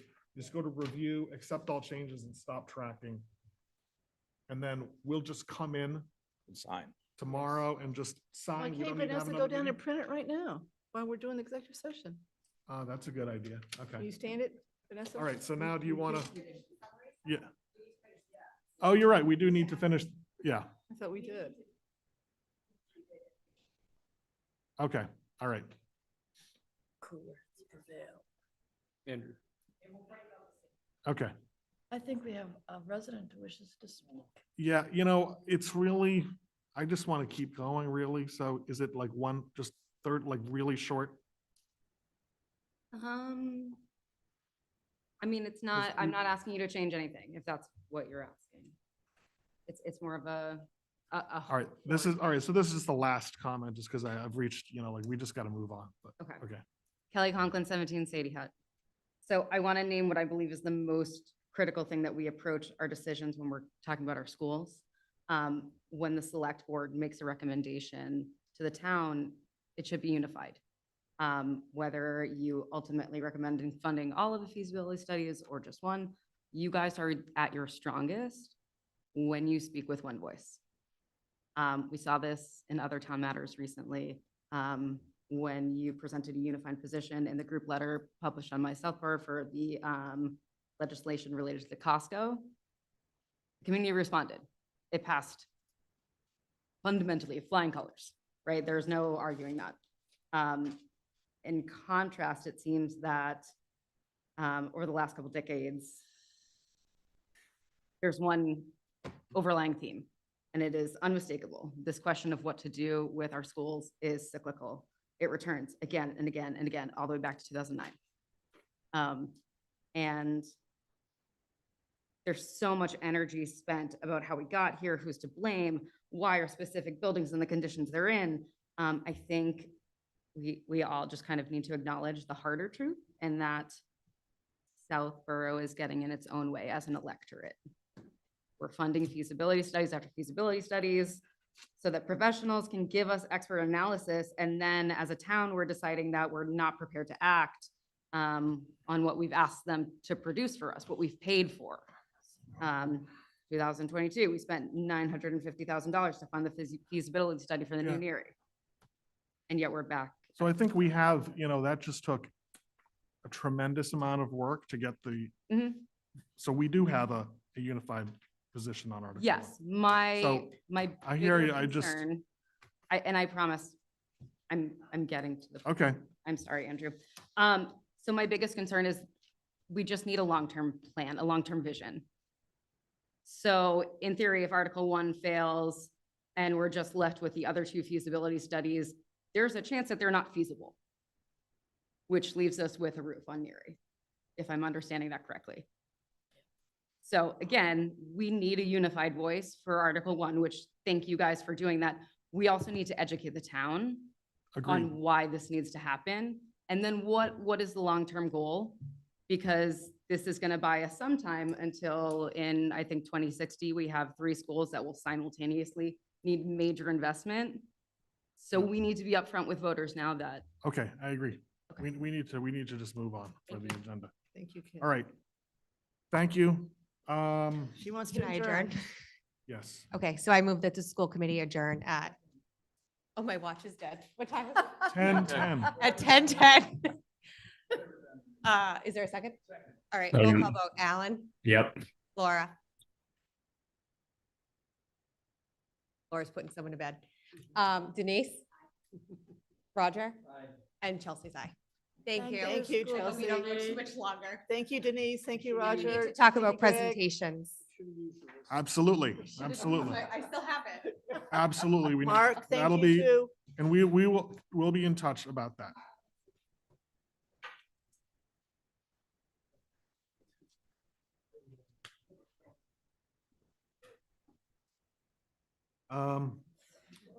Okay, the one item left under other matters is discussion of the annual town meeting warrant, April 11th. Can This we is a punt that? super rough draft. I suggest it's 10:11. We've got significant things to talk about in executive session. People Yeah. okay with just punting this to the next town meeting? Yes. I will say, I think that warrant is going to be full. A lot of stuff on it by the time we're done. I think so too. I mean, I was talking with Andrew about this and, most of the things on here, I think the things have either been requested with their annual articles. I didn't say there's a lot of complications. There's just a lot of stuff. Well, how about this? Maybe we just take 5 minutes. I wrote down a couple things that I think we should include in the placeholder list. Okay. Okay, one is Mr. Cundiff recently proposed some language about basically you're penalized if during a snowstorm, you said like this, you throw your snow back into the street. From what I've seen, I think that's worth talking about. So maybe we just put that, not saying support or, we decide to include or not, but let's just put that in pencil on the list. And then, I don't know how you draft something like this, but in the minutes that we just approved, when Jason Malinowski was before us and he was talking about, capital articles, he suggested maybe some language where, let's say you've got series of capital articles passes and then bids come in and they're a little bit different, that gives the town administrator, Right, to move Yeah, the money move around between as long as the total appropriations. is not more than what got appropriated. yeah. You want me to say that again so you can write it down, like, So this- language this- that'll- This is a If bylaw. you got a car Yeah, that comes bylaw in change. 50 and one comes in at 60, and you approved 110, you can still do them both, even though, you. and if we haven't done it already, we should send out an email, from you, Mark, or Vanessa, to say, hey, any department, if you have a bylaw or board or committee, if you have a bylaw, something you want in the annual town meeting warrant that you want us to consider, please send it to us by, Yesterday. So the Yeah. pit- No, quite so- seriously. well, Yeah. If they haven't sent it to us by now, the answer is The no. pitfall of doing that is we really have got about 6 weeks to close this up. I understand. Okay. And I don't, So placeholders. I'm not gonna make it to do what we gotta do if we don't cut this off. I'm truly not gonna make it. Make sure the cemetery committee is on there too, so we. yeah, that's a good That one? idea, so. So that would be amending, further amending the special act. No, that's not the way to, so TBD, we'll talk about it. That's Yeah, not the yeah, way- okay, all right. That's not the way that Bill is going. Tim, let's given him a very good suggestion, which he, I think, likes. Okay. We move to, I'm ready to take the. I think Please we're just cut it off. yeah, I mean, we're- I'm we're gonna- serious. I I've know. been up since Don't 3 worry, o'clock this don't, morning. don't worry. God, Okay. I know. I move that the board enter into executive session and not return to open session for the following: to review and approve executive session meeting minutes from January 6, 2026, exemption 7, and 2, to discuss contract negotiations with the finance director and DPW superintendent. Exemption 3 is the chair has determined that open meeting may have a detrimental effect on the town's position. Second. All those in favor? All those opposed? You're opposed to entering? No, into I'm sorry. executive I session? was just late agreeing. Oh, we need to do a roll call vote. That's right. Dennington, aye. Landry, I. Cook eye. Fling eye. Hamilton, aye.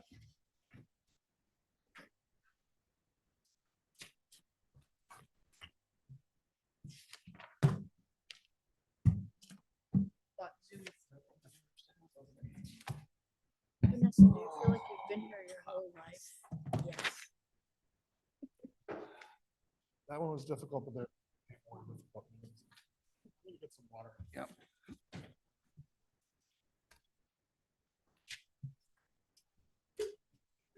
Draft minutes. You know the story on this one? This is embarrassed. I take responsibility. At the last meeting, No, we voted to approve executive sessions that were no restrictions. Are we a little bit ahead of ourselves?